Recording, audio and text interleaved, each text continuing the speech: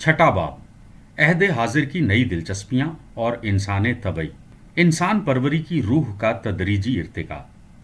अहियाए उलूम के मुतल्लिक गुफ्तगू करते हुए ये कहना मुमकिन नहीं कि वो इनकलाब फ्रांस की तरह कोई एक दौर या एक कुव्वत था या उसकी कोई मुकर्ररा तारीख थी। मजीद बरां 15वीं और 16वीं सदी की इटली की पैदा करदा चीज़ें और ज़िंदगी हद दर्जा ड्रामाई और खूबसूरत थी। ये क्लासिकी अदब के हामियों का दौर था और अतालवी फ़नून लतीफ़ा उसमें कमाल पर पहुंच गए। ताहम मगरबी अकवाम के लिए ये कोई बड़ा जहनी वाक़या ना था। 12वीं और 13वीं सदी में अहियाए उलूम की जो तहरीक जारी हुई थी वो ज़हन कल्ब की हयात नो का ज़्यादा गैर मुश्तबा निशान थी। कुरून वस्ता में जो कुव्वतें बरूए कार आईं, 16वीं सदी में वाजे हो गया कि ये कुव्वतें पुराने निज़ाम को दरहम बरहम करने वाली थीं। उन्होंने इंसानों के तरीके फ़िक्र में 17वीं और 18वीं सदी तक कोई इनकलाब पैदा ना किया। बाईं हमा पुराने औज़ा और पुराने अकीदे निस्बतन गैर मुतगय्यर रहे और जिस दौर को हम सरसरी तौर पर अहियाए उलूम कहते हैं उसमें वो औज़ा और वो दिलचस्पियां रोज़ अफजूं रिवाज पा गईं जिन्हें उस वक्त तक मगरबी यूरोप की ज़िंदगी में बिल्कुल मामूली हैसियत हासिल रही थी। इन बढ़ती हुई दिलचस्पियों ने कुरून वस्ता की दुनिया के सख्त और पुरपेच बंधनों को तोड़कर रख दिया और लोगों के पास महज मुतफरिक टुकड़े रह गए। ये आइंदा दौर के लिए मुकद्दर था कि ज़्यादा वसी बुनियादें तलाश करें जिन पर इन टुकड़ों से एक नई इमारत खड़ी की जा सके। रेम्स के बाद वर्साई का मुनज़्ज़म और कतई दौर आने वाला था। अगर अहियाए उलूम के दौर का बुनियादी पहलू ये था कि उन रवाबित से बाहर निकला जाए और अपने आप को आज़ाद कराया जाए जो बंधन साबित हो चुके थे, तो जाहिर है कि हमें कदीम निज़ाम के अंदर नई कुव्वतों के ज़हूर का जायज़ा लेना चाहिए जिनकी गरज ये थी कि रिवायती अतात गुजारियों और नए तकाज़ों के दरमियान खींचतान और कशमुकश के जरिया से किसी न किसी नौ की मुताबिकत पैदा करने की नापायदार कोशिशें अमल में लाए। अहियाए उलूम और तहरीक इस्लाह कलीसा के दौर बहरहाल मुफाहमत के दौर थे। अगर वसी दायरों की खुशी में बहुत से आदमी ज़िंदगी की बेहतरीन खूबियों और ख्वाहिश परवरियों से सरशार हो गए थे, तो बहुत से ऐसे भी थे जो बुरोनों की तरह बाप का घर छोड़ने और शानदार दुनिया में कदम रखने के मुतल्लिक नीम तजब्जुब या नारजामंदी में मुब्तला थे। अहियाए उलूम और इस्लाह कलीसा की बेहतरीन चीज़ें कायम ना रह सकीं। ये जवानी का पुरखुलूस जोश था। ज़रूरत अहद बलूग की मेहनत कशी और मुशक्क़त खेज़ कारकर्दगी की थी। इन तहरीकों की बदतरीन चीज़ें भी कायम ना रहीं, यानी उन अनासिर के दरमियान गैर मुतनासिब मुफाहमत जिनकी हकीकत को कोई वाज़े तौर पर नहीं समझता था। इन अनासिर से मुराद मसीही रिवायत और फितरत व तबीयत है, नीज़ इंसानी ज़िंदगी का गैर मसीही नुक्ता निगाह और उसका मंजर। मगरबी अकवाम दुनियाए कदीम को छोड़ रही थी। वो नई दुनिया की तलाश में निकली तो यूनान और रोमा के इल्मी ख़जाने भी साथ ले गईं, लेकिन 17वीं सदी के मोड़ तक किसी इंसान को नई दुनिया की नौयत मालूम ना थी और सिर्फ 19वीं सदी में उसके खद्दोखाल आम इंसानों पर वाजे हुए। सिर्फ मिस्टर शाह के ड्रामों में तारीख के सेंट जॉन प्रोटेस्टेंटिज्म और कौमियत के मुतलिक दानिशमंदाना बातचीत करते हैं जिन्हें वो जारी कर रहे थे। कुरून वस्ता के मुनज़्ज़म मुआशरे में इन कुव्वतों को अमल पैराई का मौका दे दिया जिन्होंने ये मुआशरा पैदा किया था। वो नशो इर्तिका पाती रहीं, यहाँ तक कि तिबन उस तंग और मुकर्रर ढांचे से तजावुज़ कर गईं जिनके ज़रिया से उनकी अमल पेराई जारी थी। आदि चीज़ों का एक बहुत बड़ा फालतू ज़ख़ीरा रफ्ता रफ्ता जमा होता रहा। मसलन शहरों की आबादी बढ़ गई, इल्म की प्यास तेज़ तर हो गई। इस वजह से लोग अपने आप में और अपने माहौल में ज़्यादा से ज़्यादा दिलचस्पी लेने लगे। वो यूनान और रोमा के अदब की तरफ भी बड़े शौक़ से मुतवज्जे हुए। उनमें वो आदमी पेश नज़र आए जिनकी दिलचस्पियां उन्हीं जैसी थीं। नतीजा ये निकला कि उन्होंने इस हकीकी दुनिया की छानबीन शुरू कर दी जिसमें वो ज़िंदगी बसर कर रहे थे। कुरून वस्ता के मुआशरे का पुरपेच मजहबी निज़ाम जिसकी बागडोर एक ख़ास गिरोह के हाथ में थी, फितरत इंसानी के नए तकाज़ों और नई ज़रूरतों की तस्कीन के लिए नेज़ इंसानों की मुख्तलिफ नौ और बदलती हुई सरगर्मियों की तंजीम के लिए ज़्यादा से ज़्यादा नाकाफ़ी साबित हुआ। इन कुव्वतों का मरकज़ अफराद थे। उन्होंने नहायत उम्दा तरीक पर आरास्ता वाबस्तगियों को तोड़ कर रख दिया और इंसानी सही और कोशिश के हर दायरे में, खा उसका ताल्लुक मजहब से था या साइंस से, फ़नून लतीफ़ा से था या इक्तिसादी ज़िंदगी से या सियासी ज़ब्त व नज़्म से, इनफरादी अनासिर के मुमकिनात की ताबीर और तरक्की पर ज़्यादा से ज़्यादा जोर दिया गया और उन तंजीमात पर कम से कम तवज्जो रह गई जो इन अनासिर को जोड़कर कुल बनाती थीं और जिनके ताल्लुक में इनफरादी अरकान का एहसास ज़िम्मेदारी गुम हो गया था। اس دور کا نمایاں نصب العین انفرادیت اور کفایت بالذات تھا۔ یہ نظام عالم کے لیے نئی کوشش کا مرکز بن گیا۔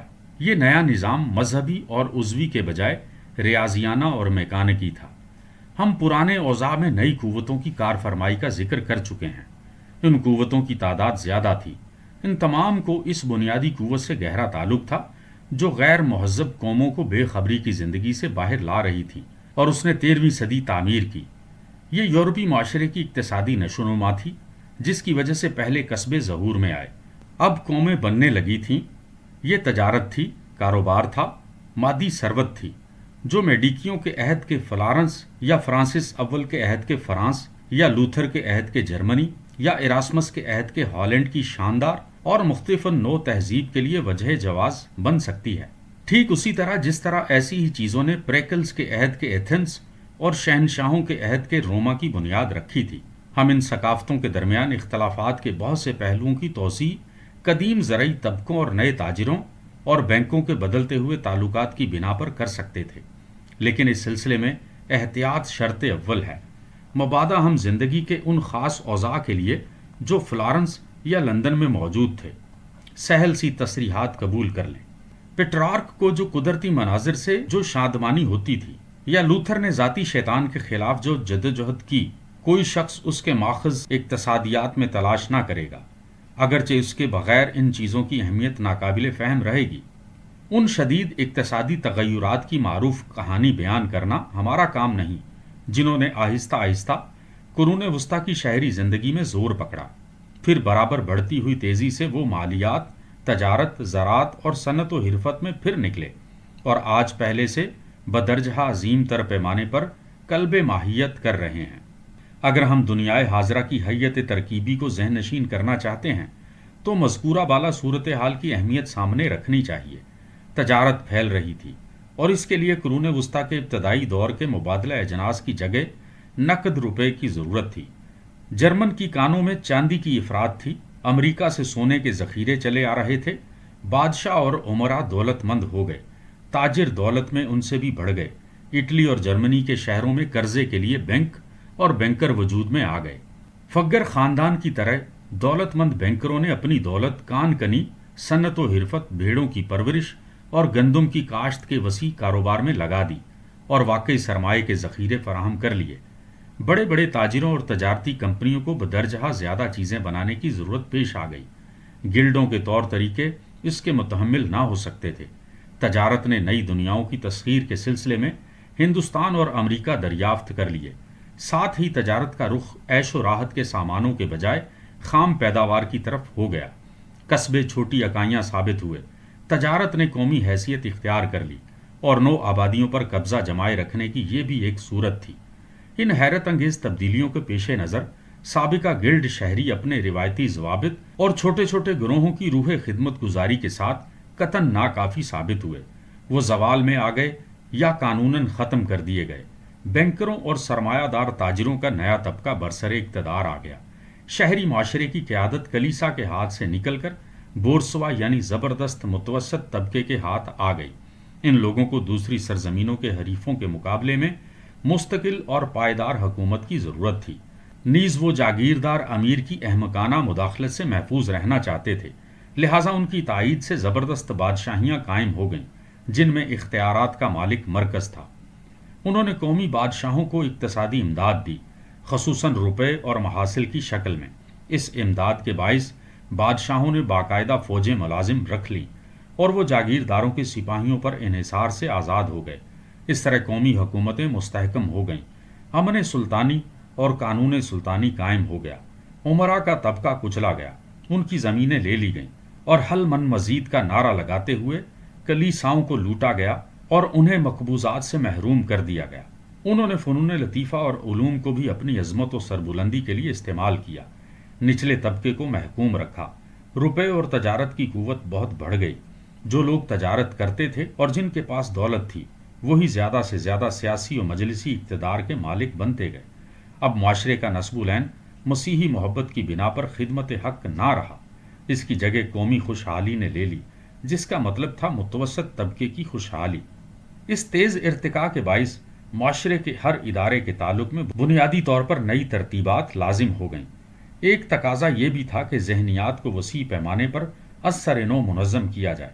جو تبدیلیاں اس دور میں یورپ کے قلب پر وارد ہوئیں، مثلا نئے علوم اور نئے نصب العین، ان کے اور بھی بہت سے عوامل تھے، لیکن ہر نئے عقیدے نیز انسان اور اس کی تقدیر کے متعلق ہر تبدیل شدہ نقطہ نگاہ کا انتظام انہی آدمیوں نے کیا جو ایسے معاشرے میں رہتے تھے اور ہر موڑ پر معاشرے کی قوتوں سے بے حد متاثر ہوتے رہے۔ اسی پس منظر کی بنا پر یورپی قوموں کی نئی آرزوؤں، کارناموں اور غلطیوں کو ذہن نشین کر لینا ممکن ہے۔ اگر یہ ضروری ہے کہ احیاء علوم کی نئی دنیا کی جڑیں اقتصادی حالات میں تلاش کی جائیں، تو اس کا جواز اور اس کے معنی اس نئی روح اور علم میں ملیں گے جس نے خانقاہیت اور ارسطا تالیسی سائنس کو تباہ کیا، جیسے سرمایہ داری، جاگیرداری اور گلڈوں کو تباہ کر چکی تھی۔ اس نئی روح کی بنیاد و اساس انسانی زندگی میں روز افزوں دلچسپی تھی، جس طرح یہ زمان و مکان کے حدود میں روئے ارض پر بسر ہوتی ہے۔ ساتھ ہی زندگی سے آگے یا بعد کی زندگی کے متعلق کچھ کہنا قطعاً ضروری نہ تھا۔ اس کا مطلب یہ تھا کہ وہ معاشرتی سنویت انحطاط میں آ گئی جس میں مادی جسم روح کے خلاف صف آرا تھا۔ اس کی جگہ یہ یقین بروئے کار آ گیا کہ گوشت پوست اور روح کی زندگی کا ایک زندہ انسان میں جمع ہو جانا برائی نہیں بلکہ اچھائی ہے، شر نہیں بلکہ خیر ہے۔ جب معاشرے نے خون اور محنت کی مشقت خیز زندگی سے بہتر طریقے حیات پیش کیا تو خانقاہی مزاج ذوف میں آ گیا۔ اس کی جگہ انسانی وقار کے زندہ تصور نے لے لی، یعنی انسان کو حیوان ناطق کی عظمت و دلکشی مل گئی۔ ہوا یہ کہ جن لوگوں کو انسانی تجربات کی ضرورت محسوس ہوئی، انہیں ایک ایسا عظیم القدر ادب بھی درکار تھا جس کی طرف وہ رجوع کرتے۔ یہ ادب انہی لوگوں کا تیار کردہ ہونا چاہیے تھا جو طبعی ماحول میں انسان کی آزاد زندگی کے جذبے سے نئے زمانے کے لوگوں کی طرح متحرک ہوئے تھے۔ اس ادب نے جو بے پناہ جوش سے معمور تھا، دولت مند شہری معاشرے کے مقابلے میں ان لوگوں کے اندرونی ولولوں کی توثیق کر دی اور انسان طبعی میں دلچسپی کی وضع و حیت پر اس کی ایک ناقابل محو چھاپ لگ گئی۔ اگر یونان و روما کے مخطوطات راہبوں کی کتاب عبادات کے نیچے دب کر فنا ہو جاتے تو اصولاً نتیجہ مختلف نہ نکلتا۔ اس صورت میں بھی لوگ انسان اور قدرت ہی کی طرف عود کرتے، اور اگر دنیائے حاضرہ اتنی تیزی سے وجود پذیر نہ ہوئی تھی تو اغلب ہے کہ لوگ بھول بھلیاں میں سرگرداں نہ رہتے۔ یہ درست ہے کہ تحریک احیاء علوم نے انسان شناسی کا اکتشاف کیا، لیکن یہ اکتشاف عہد قدیم کی کتابوں میں نہیں بلکہ فلارنس یا آکسبرگ یا پیرس میں ہوا۔ کتابیں پہلے سے موجود تھیں، لیکن ان کی حقیقی حیثیت اس وقت دریافت ہوئی جب انسان ارتقاء کے بعد ان کی حقیقی حیثیت کا صحیح اندازہ کرنے کے قابل ہو گئے تھے۔ مہذب و شائستہ سسرو نے یونان کی ذہنی تخلیقات کو لے کر ایتھنز کا آزاد اسلوب بیان رومی منڈیوں اور عدالتوں کی زبان میں منتقل کر دیا۔ اس نے یونان کی اصولاً بشری حکمت و دانش کو چھوڑ دیا جو قلب کو انسان کی فانی زندگی کے جذبات و عزائم سے دور لے جاتی تھی۔ چنانچہ سسرو ہی طبعاً ان لوگوں کا محبوب بن گیا جن کی زندگی کسروں یا چوکوں میں گزرتی تھی۔ اس کی ثقافت کا تصور بنیادی طور پر انسانیت کا مطالعہ تھا، اور جو لوگ ایکوینس کے خدائی حقائق سے غیر مطمئن ہو چکے تھے وہ سسرو کی مدح و ستائش کے گیت گانے لگے۔ انسانیت پروری قرون وسطیٰ میں انسانیت سے یہ دلچسپی غیر مہذب قوموں کے قبول مسیحیت سے پیشتر کے دوروں میں بھی بہت واضح اور مستحکم رہی تھی۔ غیر مہذب قوموں کی رزمیہ نظموں میں جس ہومرانہ زندگی کا نقشہ نظر آتا ہے وہ انسانی وجود کی صحیح چاشنی سے خالی نہیں، اور ہم باوثوق کہہ سکتے ہیں کہ بزرگان دین کے تکشفات کے ماتحت بھی یہ چاشنی زائل نہ ہوئی۔ مسیحی روایت زیادہ سے زیادہ یہ کر سکی کہ اسے غیر شایع بنا دیا، خصوصاً مذہبی طبقے میں جو ادبی جوہروں سے مزین تھا۔ قرون وسطیٰ کے آخری دور میں غیر مہذب گیتوں کا ایک سلسلہ رائج تھا جن میں زندگی اور اس کے لذائذ سے بے تکلف استفادے کی ستائش کی گئی تھی۔ ان میں حیوانی جذبات آزادانہ ظاہر کیے گئے تھے۔ صرف بد زبان سپاہی ہی نہیں بلکہ خود مذہبی کارکن بھی جو آگے چل کر بڑے بڑے واز لکھنے اور مریم عذرا کی ستائش میں ترانے مرتب کرنے لگے۔ طلب علم کے زمانے میں بڑی بڑی یونیورسٹیوں کے اندر شراب، عورت اور گانے بجانے کے لیے وقف رہتے تھے۔ کون دورے کرنے والے مذہبی کارکنوں کے گیت پڑھ سکتا ہے اور یہ یقین کر سکتا ہے کہ صلیبی جنگوں کے زمانے میں لوگ دوزخ کی دہشت سے لرز رہے تھے؟ غرض جب کوئی غیر مذہبی اور مقامی ادب پیدا ہوا، اس میں اونچے درجے کی یا نچلے درجے کی زندگی کے اسباب سے بے تکلف استفادے کی تصویریں موجود تھیں۔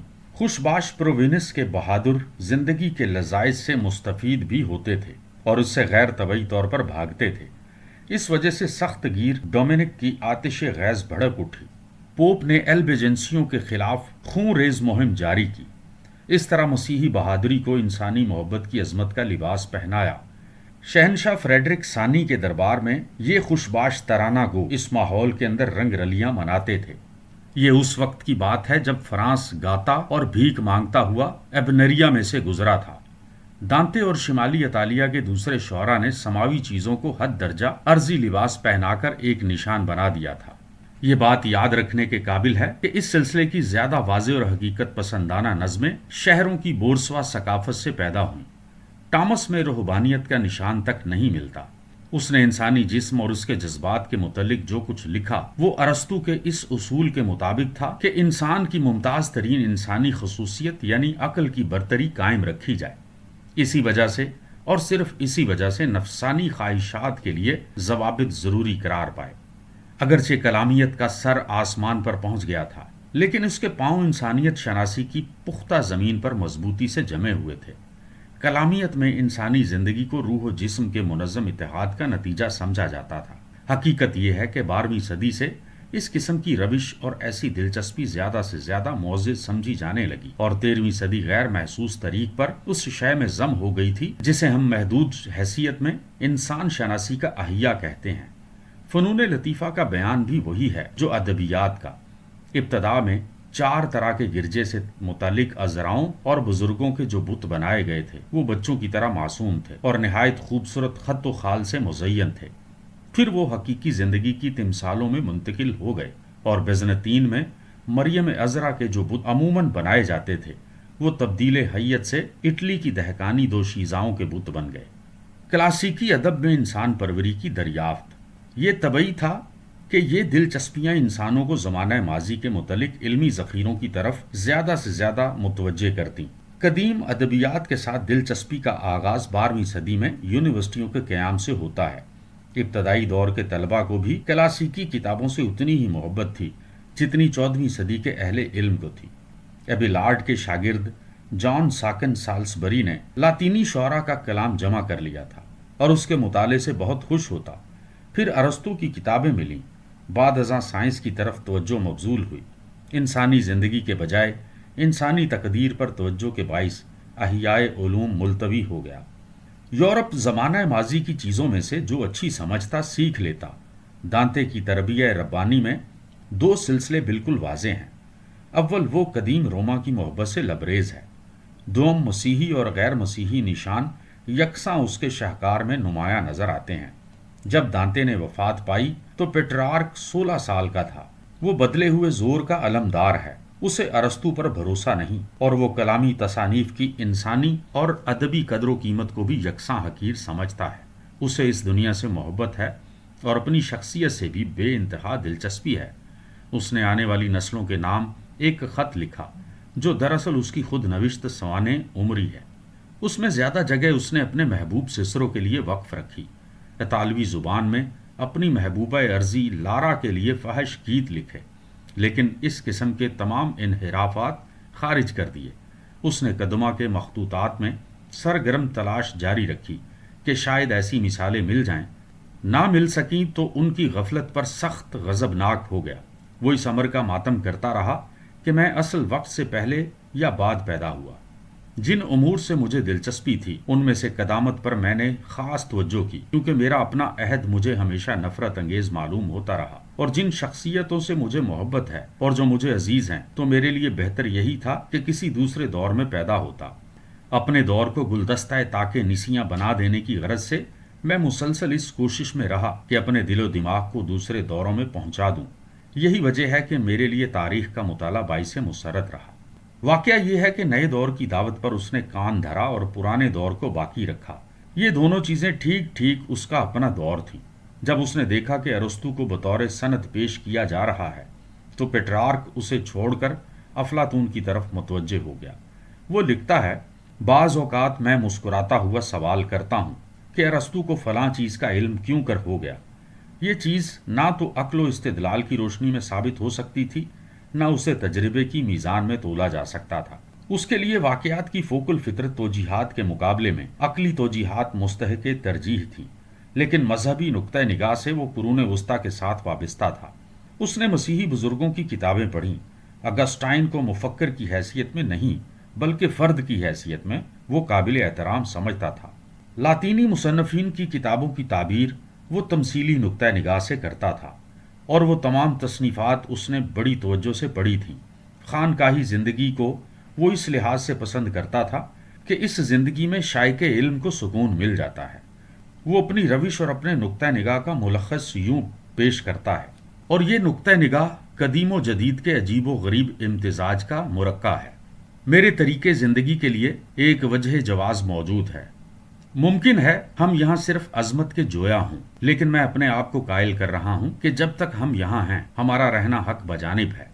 آسمان میں ایک اور عظمت ہماری منتظر بیٹھی ہے، اور جو شخص وہاں پہنچ جائے گا اسے عرضی شہرت کا خیال بھی دل میں لانے کی خواہش نہ ہوگی۔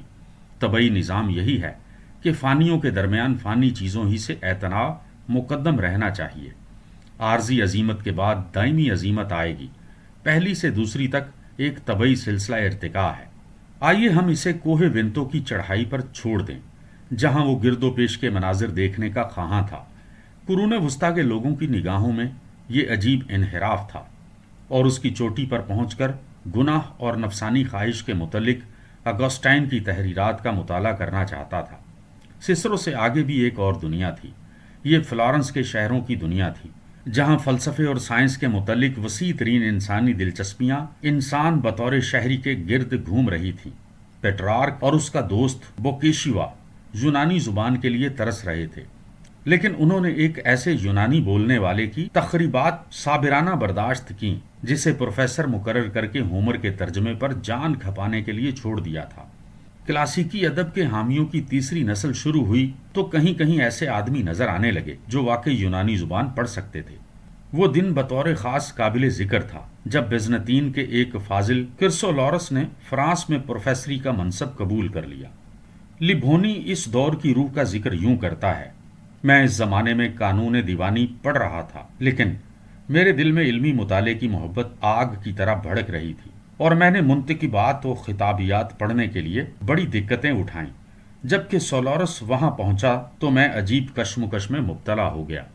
ایک طرف یہ امر شرمناک معلوم ہوتا تھا کہ قانون کا مطالعہ چھوڑ دوں، دوسری طرف یونانی ادب کے مطالعے کے اس موقع کو ضائع کرنا ایک جرم نظر آتا تھا، اور میں اکثر جوانی کے جذبے میں اپنے آپ سے مخاطب ہو کر کہتا تھا: جب تجھے ہومر، افلاطون، ڈیموستھینز اور دوسرے شاعروں، فلسفیوں اور خطیبوں سے ملاقات کا موقع مل رہا ہے جن کے متعلق دنیا میں عظمت سے لبریز شہرت پھیلی ہوئی ہے، جب تجھے ان سے بات چیت کرنے اور ان کی قابل احترام تعلیمات سے فائدہ اٹھانے کی سعادت نصیب ہو رہی ہے، تو کیا تو اس موقع کو نظر انداز کر دے گا اور اس سعادت سے الگ رہ کر اپنا نقصان کرے گا؟ کیا تو اس موقع کو غفلت کی نظر کر دے گا جو خدا کی رحمت سے نصیب ہوا ہے؟ 700 سال گزر گئے، اٹلی میں کسی شخص نے یونانی زبان نہ سیکھی، اور ہم اعتراف کر رہے ہیں کہ علم یونانیوں ہی سے حاصل کیا گیا۔ قانون دیوانی کے عالم ہر جگہ موجود ہیں، اور اسے سیکھنے کا موقع کبھی ضائع نہیں ہوگا، لیکن اگر یونانی زبان کا یہ واحد و یکتا فاضل ادھر ادھر ہو گیا تو پھر تجھے یونانی سکھانے والا کوئی نہ ملے گا۔ آخر ان دلائل نے مجھ پر غلبہ پا لیا، اور میں نے اپنے آپ کو کرسولوس کے حوالے کر دیا۔ یونانی زبان سیکھنے کا جوش ایسا تھا کہ جو کچھ دن کے وقت بحالت بیداری حاصل کرتا، رات کے وقت بحالت خواب اسی کو دہراتا رہتا۔ پیٹرارک اور برونی اولین جوش کے نمائندے تھے۔ ان کے بعد جو اہل علم آئے وہ زیادہ نقاد بھی تھے اور زیادہ با اثر بھی، تحصیل کے لیے طلب و تسکین ناآشنا تھے۔ اس کا اثر یہ ہوا کہ کاغذ پر کتابیں متحرک ٹائپ کے ذریعے سے چھپنے لگیں، اور انہوں نے پرانے نامکمل چرمی مخطوطات کی جگہ لے لی۔ کوسیو دامےدیچی نے 45 نقل نویس مقرر کر رکھے تھے، جنہوں نے 2 سال میں صرف 200 جلدیں نقل کی۔ چھاپا آیا تو 1500 عیسوی تک یورپ میں 30,000 مختلف عنوانوں کی کم از کم 90 لاکھ کتابیں تھیں، اور تابعین کی تعداد 1000 تک پہنچ گئی تھی۔ نیا طریقہ طبع اس تیزی سے پھیلا کہ 100 سال پیشتر کے وسائل حمل و نقل میں بالکل غیر ممکن ہوتا نئے طریقے طباعت کا جو قدیم ترین نمونہ اس وقت دستیاب ہوا ہے وہ مینز کے چھاپا خانے کا ہے جو بالائی دریائے ریحائن پر واقع ہے اور 1447 عیسوی سے پہلے چھاپا گیا تھا۔ 3 سال بعد گٹنبرگ اور فسٹ نے ایک مشترکہ چھاپا خانہ قائم کیا اور اس میں مشہور 42 سطر والی بائبل اور 32 سطر والی لاطینی گرامر مصنفہ ڈونیٹس چھاپی۔ یہ اس امر کا ثبوت تھا کہ مذہبی اور غیر مذہبی دونوں علوم پیش نظر ہیں، اصلاح کلیسا اور کلاسیکی ادب دونوں کی خدمت انجام پا رہی ہے۔ 1465 تک متابع اٹلی پہنچ گئے، 1470 تک پیرس اور 1480 تک لندن اسٹاک ہالم۔ 2 سال بعد قسطنطنیہ، 1487 میں لزبن پرتگال، 1490 میں ہسپانیہ سب سے پیچھے رہ گیا۔ یہاں فن طباعت 1499 میں پہنچا۔ غرض 1500 تک یورپ کے تمام بڑے بڑے ملکوں میں کتابوں کی تعداد تیزی سے بڑھانے کے لیے یہ وسائل مہیا ہو گئے تھے۔ ان کے نتائج ذہنی زندگی کے لیے نہایت اہم تھے۔ بہترین علوم سے استفادہ کرنے والوں کی تعداد 1000 گنا بڑھ گئی۔ تحصیل علم نے قابل قدر حیثیت اختیار کر لی اور مصنفین خاندوں کے وسیع حلقے کے لیے لکھنے لگے۔ کتابوں کی قیمتیں بامقابلہ سابق گھٹ گئیں اور ہمارے ملک کے عہد کے معیار پیش نظر رکھ کر اندازہ کیا جائے تو یہ قیمتیں یقیناً کم تھیں۔ اب افکار کو وسیع حلقوں میں پہنچانے کا یقین ہو گیا۔ اگرچہ کلیسا نے اس نئی قوت کو احتساب کے ذریعہ سے جلد ضبط میں لانے کی کوشش کی، لیکن متابع نے ہر زندہ فکر کا استحصال کلی غیر ممکن بنا دیا تھا۔ سب سے بڑھ کر یہ کہ تعلیم یافتہ آدمیوں کا حلقہ بے حد وسیع ہو گیا۔ پہلے یہ حلقہ زیادہ تر پادریوں تک محدود تھا۔ علوم و عقائد کی جس وسیع اشاعت کو ہم تنور سے تعبیر کرتے ہیں اس کا امکان پیدا ہو گیا۔ یہ تصور کرنا مشکل ہے کہ اگر متابع رائج نہ ہوتے تو ان کے بغیر آئندہ صدی کی بڑی بڑی تحریکات کیوں کر ظہور میں آتی، مثلاً کلاسیکی اوضاع کی اشاعت، اصلاح کلیسا کا پھیلاؤ، قومی دولتوں کے استحکام کے لیے قومی ادبیات کا ظہور۔ اٹلی میں مختلف روسا کے عہدہ داروں کی یہ حالت تھی کہ کسی مطبوعہ کتاب کو اپنانا باعث شرم سمجھتے تھے، لیکن پورے یورپ نے سب کچھ انہی سے سیکھا۔ ہر سرزمین میں یونیورسٹیاں بن گئیں جنہیں نئے علوم کے مستحکم قلعوں کی حیثیت حاصل تھی۔ 9 جرمنی میں، 7 ہسپانیہ میں پہلی مرتبہ شہروں میں سکول نمودار ہوئے جہاں پادریوں کے سوا لوگوں کو تعلیم دی جاتی تھی۔ مثلاً ہالینڈ میں ڈونیٹر کا سکول، لندن میں سینٹ پال کا سکول۔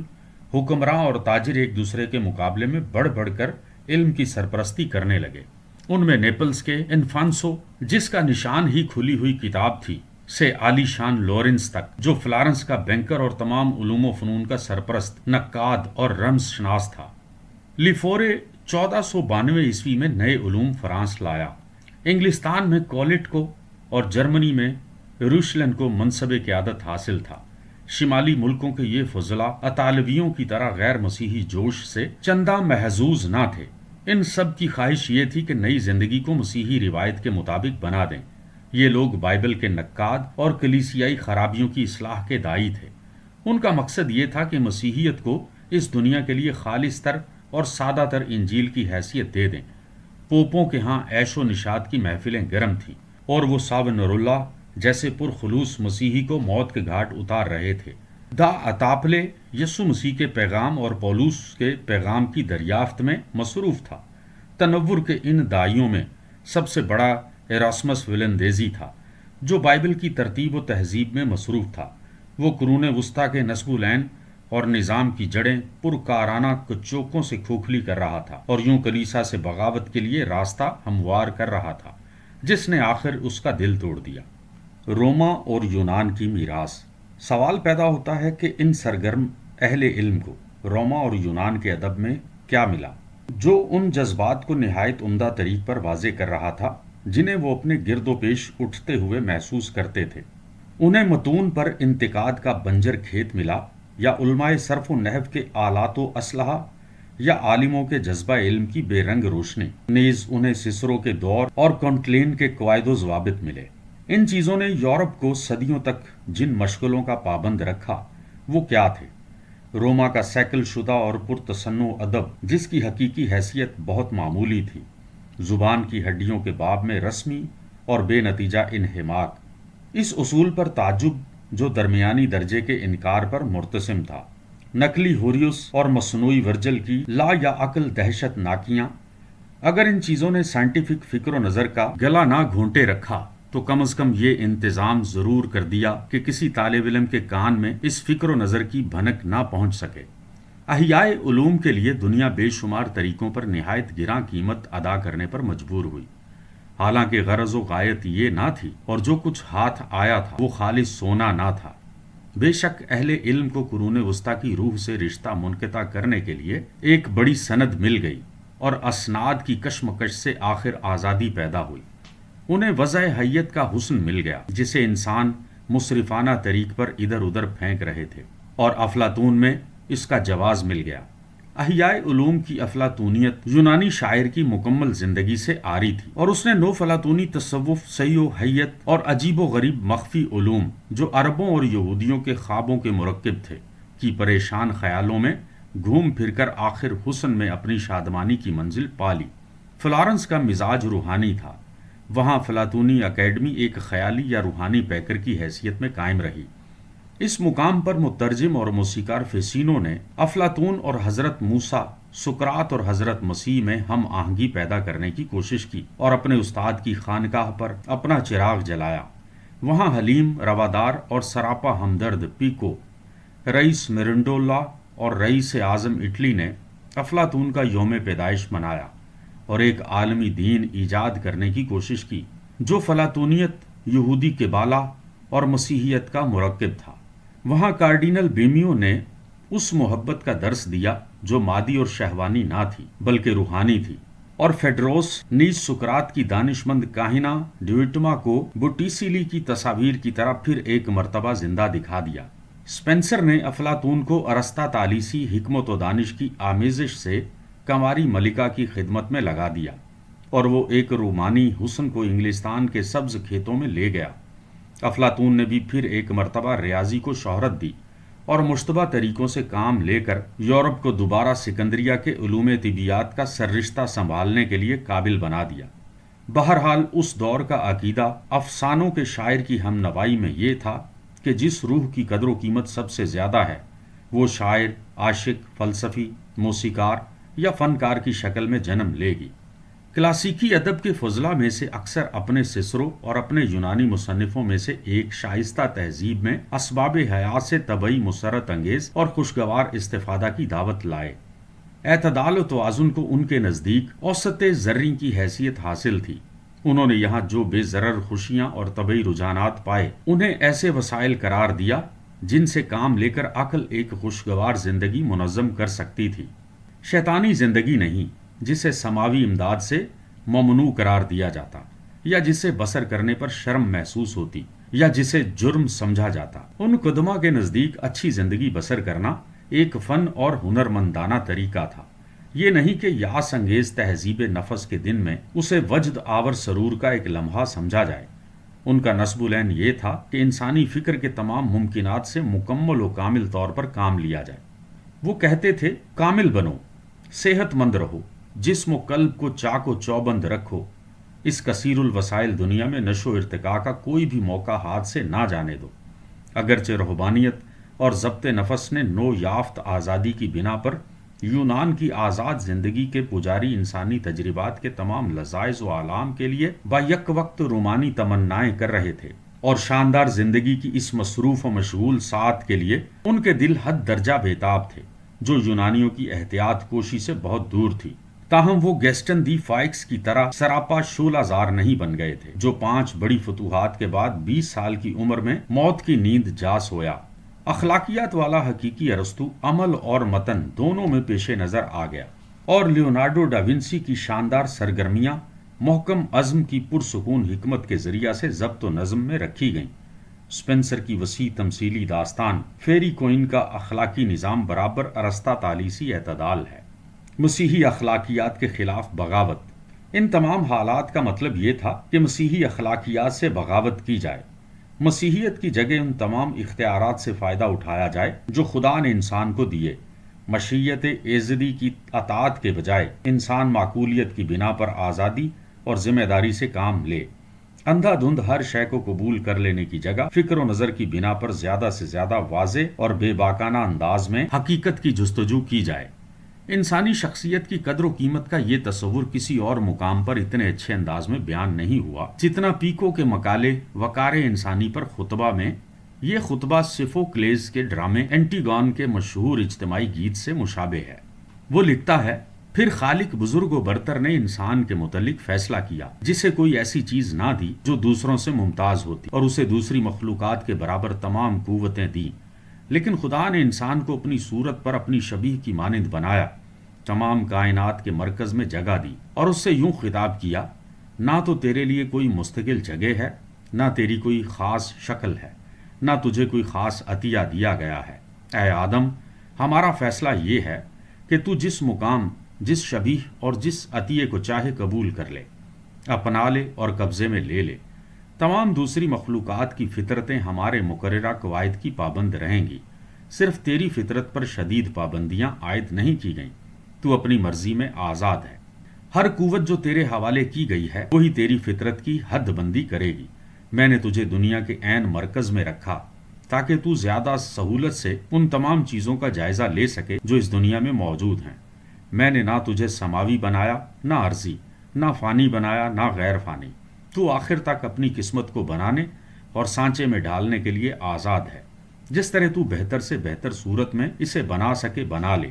تجھے یہ قوت بھی دی گئی ہے کہ گرتے گرتے نچلے درجے کی مخلوق یا حیوانوں میں پہنچ جائے۔ یہ قوت بھی دی گئی ہے کہ کسی بلند حیثیت یا سماوی مخلوق کی شکل میں نئی پیدائش سے بہرہ مند ہو۔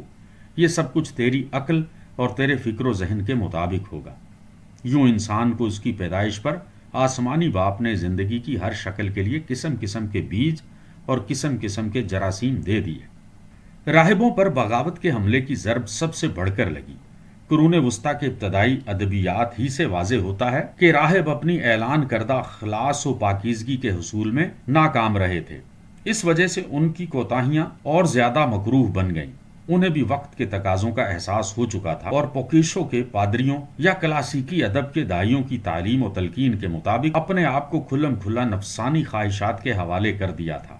راہبوں کو علم تھا کہ ان کی اپنی عملی کوتاہیاں نہیں بلکہ خود ان کا نصب العین بے وقت ہو چکا ہے۔ اطالویوں میں سب سے بڑھ کر بے باک اور سرگرم لورینزو ویلا تھا، جس نے قسطنطین کے اس فرمان میں جا بجا سوراخ کر دیے جس پر پاپائیت کا دعویٰ سیاست عرضی موقوف تھا، اور وہ جیروم کے لاطینی ترجمہ بائبل کا بھی بڑا دانشمند نقاد تھا۔ اس نے اپنی کتاب خانقاہی زندگی میں راہبیت اور تقدس کی ہر قدر و قیمت سے انکار کر دیا۔ پھر ایک رسالہ لذت پر لکھا جس میں لذتیوں سے ہمدردی کا اظہار کیا جو خاموش لذت و شادمانی کو سب سے بڑی نیکی بتاتے ہیں۔ وہ کہتا ہے کہ مسیحی بھی تو آخر خوشی اور شادمانی ہی کے طلبگار ہیں، اس دنیا کی خوشی نہیں تو آئندہ دنیا کی صحیح۔ ٹیوٹانی سرزمینوں میں خانقاہیت نے ویسی ہر دل عزیزی کبھی حاصل نہ کی جیسے اسے جنوبی سرزمینوں میں حاصل رہی۔ وہاں کے لوگ ایراسمس کی پیروی میں ازدواجی زندگی کی پاکیزگی اور تقدس کے ستائش گر تھے، اور اسی کو دنیا میں سچے مسیحی کی زندگی قرار دیتے تھے۔ ان کے نزدیک ذکر و فکر میں مشغول رہنا، کاہلی اور خلوت و تنہائی خود غرضی تھی۔ انسان پروری کی روح۔ جنوب میں اس انقلاب نے بعض اوقات ایسی حالت پیدا کر دی جو خالص کفر کے قریب پہنچی ہوئی تھی۔ 3 مشہور اصول تھے جو اطالویوں کی اس روح کے بہت ہی صحیح مظہر تھے۔ نمبر 1، کوسیموری میڈیکی نے کہا، تم لامتناہی چیزوں کے پیچھے جا رہے ہو، میں متناہی چیزوں کا خواہاں ہوں۔ تم آسمان پر سیڑھی لگا رہے ہو اور میں زمین پر بیٹھا ہوں، نہ بلندی کا خواہاں نہ نیچے گرنا پسند کرتا ہوں۔ نمبر 2، پوپ جولیس ثانی نے کہا، اگر ہم خدا ترس اور پرہیزگار نہیں تو دوسروں کو خدا ترس اور پرہیزگار بننے سے کیوں روکیں؟ نمبر 3، میڈیکی خاندان کے پوپ سیو دہم نے کہا، خدا نے ہمیں پاپائیت دے دی ہے تو آؤ اس سے محظوظ ہوں اور فائدہ اٹھائیں۔ اطالیہ کے فنون لطیفہ بھی مسیحیت اور غیر مسیحیت کی کامل آمیزش کی بڑی اچھی مثال ہیں۔ کون کہہ سکتا ہے کہ فلورنس کے ان مصوروں کے قلب میں کیا چیز تھی جنہوں نے مریم عذرا اور زہرا کی تصویریں یکساں حسن و خوبی سے بنائیں؟ ان کے دل میں خدا تھا یا فرشتہ، مریم عذرا تھی یا کیوپڈ یا سینٹ سیبسٹین؟ جو اپنے تیروں سے گھائل ہوا، یوحنا بپتسمہ دینے والا یا ڈائونیسیوس احیاء علوم کے دور میں کیتھولکوں کی اصلاح سے پہلے جو پوپ برسر اقتدار آئے، انہوں نے روما کو شمالی ملکوں کے ساتھ از سر نو قرون وسطی میں پہنچا دیا۔ ایسا معلوم ہو رہا تھا کہ نئے علوم، نئے فنون اور نبض حیات کی نئی محبت کو پھر سے مسیحی بنایا جائے گا، اور 13ویں صدی کے نظام سے بھی زیادہ شاندار نظام میں اسے جذب کر لیا جائے گا۔ پوپ الیگزینڈر بورجیا کا افسانہ کسے معلوم نہیں؟ وہ ویٹیکان کے شاندار ایوانوں میں رنگ رلیاں مناتا تھا، جہاں پینٹوریشیو نے اطالوی زندگی کے سنہری تم تراک کی تصویروں کو مقدس بزرگوں اور قدیم دیویوں کے لباس پہنائے تھے۔ مریم عذرا اور بزرگوں کی تصویریں دیواروں پر تھیں، آئسس اور اوسیرس کی تصویریں چھت پر تھیں۔ انہیں ایوانوں میں گرلیا لابیلا کے ساتھ ہر قسم کے جشن مناتا تھا، اور اپنے بچوں گینڈیا کے ڈیوک محبوب میزور بورجیا اور حسین لوکریزیا کو پوری شفقت سے نوازتا تھا۔ بیان کیا جاتا ہے کہ مقدس جشنوں کے موقع پر اس نے بہت سی ایسی رسمیں بھی منائیں جو سراسر غیر مسیحی تھیں۔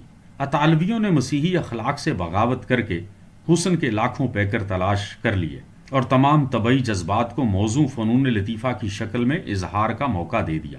وینس کے نقاشوں اور رنگ سازوں کے ہم نوا بنا کر انہوں نے پرتکلف شاندار دعوتوں میں ان عجیب و غریب پھلوں کے انبار لگا دیے جو کشتیوں میں لیورنس سے آئے تھے۔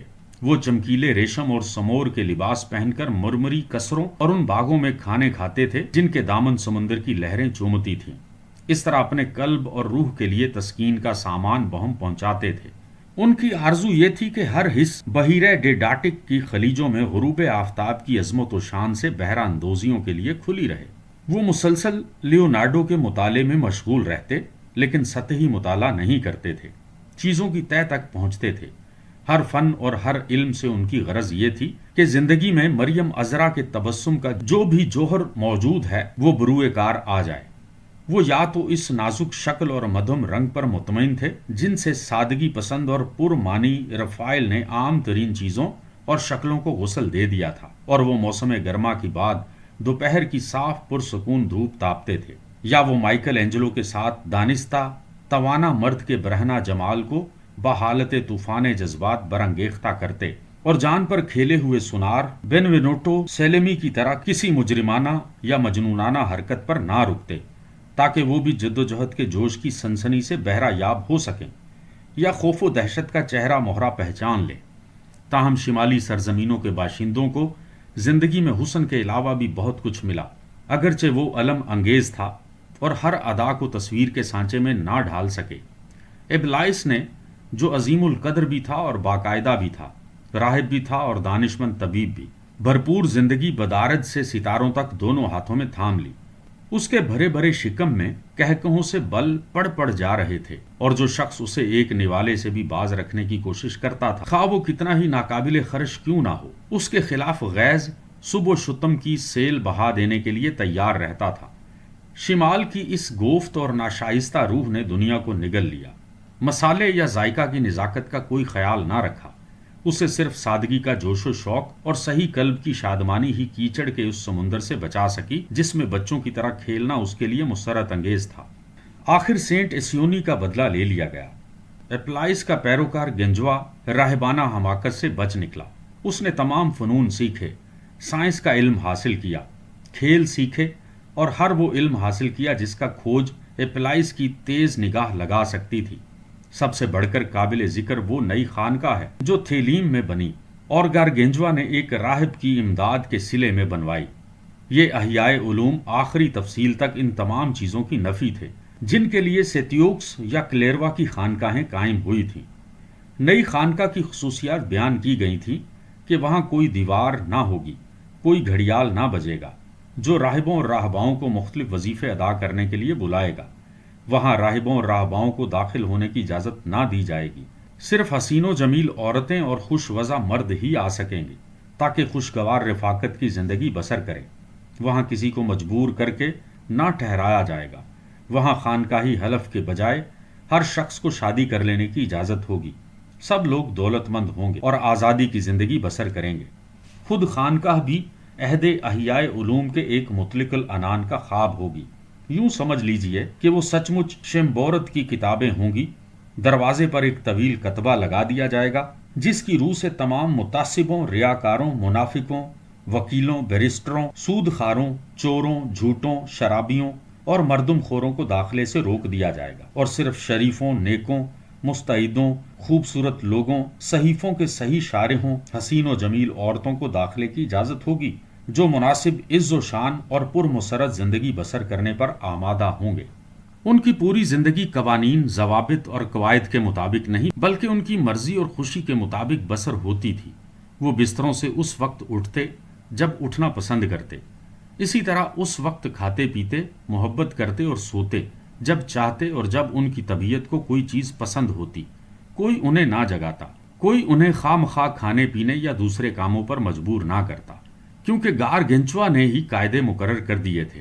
उनके निज़ाम की सिर्फ एक ही दफ़ा और एक ही कायदा था जिसकी पाबंदी की जाती थी, यानी जो चाहो करो, क्योंकि जो आदमी आज़ाद हैं, अच्छे घरानों में पैदा हुए हैं, अच्छी तरबियत पाई है, दयानत, कैश, रफाकत को पसंद करते हैं, उनमें तबन वो जज्बा और वो विजदान मौजूद होता है जो उन्हें नेक कामों की तहरीक करता है, बुराइयों से रोकता है। इसी का दूसरा नाम इज्जत है। अगर ऐसे आदमियों को किसी जिल्लत खेज महकूमी और गुलामी में लाया जाए तो उनकी तबई शराफत बाकी नहीं रहती जो पहले उन्हें नेकी पर रागिब रखती थी। वो गुलामी के इस बंधन को तोड़ने और उतार फेंकने के लिए आमादा रहते हैं जिनमें उन्हें जालिमाना तरीक पर जकड़ लिया जाता है। इंसान की फितरत ही ये है कि जिन चीज़ों से उसे रोका जाता है उनकी तरफ रगबत करे और जिनसे मना किया जाता है उनका ख़्वाहां हो। अहियाए उलूम की हकीकी रूह बगावत इस इक्तिबास में है जहां हमें मुंदरजा झेल गुरेज़ो एहतराम की तलकीन की गई है, यानी भेंगे कल्ब वाले गुरोहों से, मुनाफिक और झूठे ओलिया से, कबीदा खातिर नाजरों से, रियाकारों से, बहाना जू तशद्दुद पसंद अहले मजहब से, सख्त गीर पादरियों से, घुटनों तक का जूता पहनने वाले राहिबों से और इस किस्म के तमाम लोगों से जो दुनिया को फरेब देने के लिए रंग रंग के रूप धार लेते हैं। ऐसे लोगों से दूर भागो, उन्हें ठुकरा दो, उनसे वैसी ही नफरत करो जैसी मैं कर रहा हूं। और मैं ईमान की कसम खाकर कहता हूं कि तुम्हारे लिए ये बेहतर होगा अगर तुम्हारी ख्वाहिश ये है कि अच्छे फक्कड़बाज बनो, यानी अमन, खुशी और सेहत की जिंदगी बसर करो, हर वक्त खुश रहो, तो उन लोगों पर कभी भरोसा ना करो जो छोटे सुराख से सर निकाल कर देखते हैं। बुलंद और पस्त जिंदगी का जो जोशो खरोश और जो मजा रिबलाइस में मिलता है उसके करीब करीब वो मुसव्विर पर्दे हैं जो फ्लैंडर्स के ताजरों के घरों की ज़ेब ज़ीनत थे और जिन्हें बोर्सवा सरमायादारों के कल्ब की सही ताबीरात करार देना चाहिए।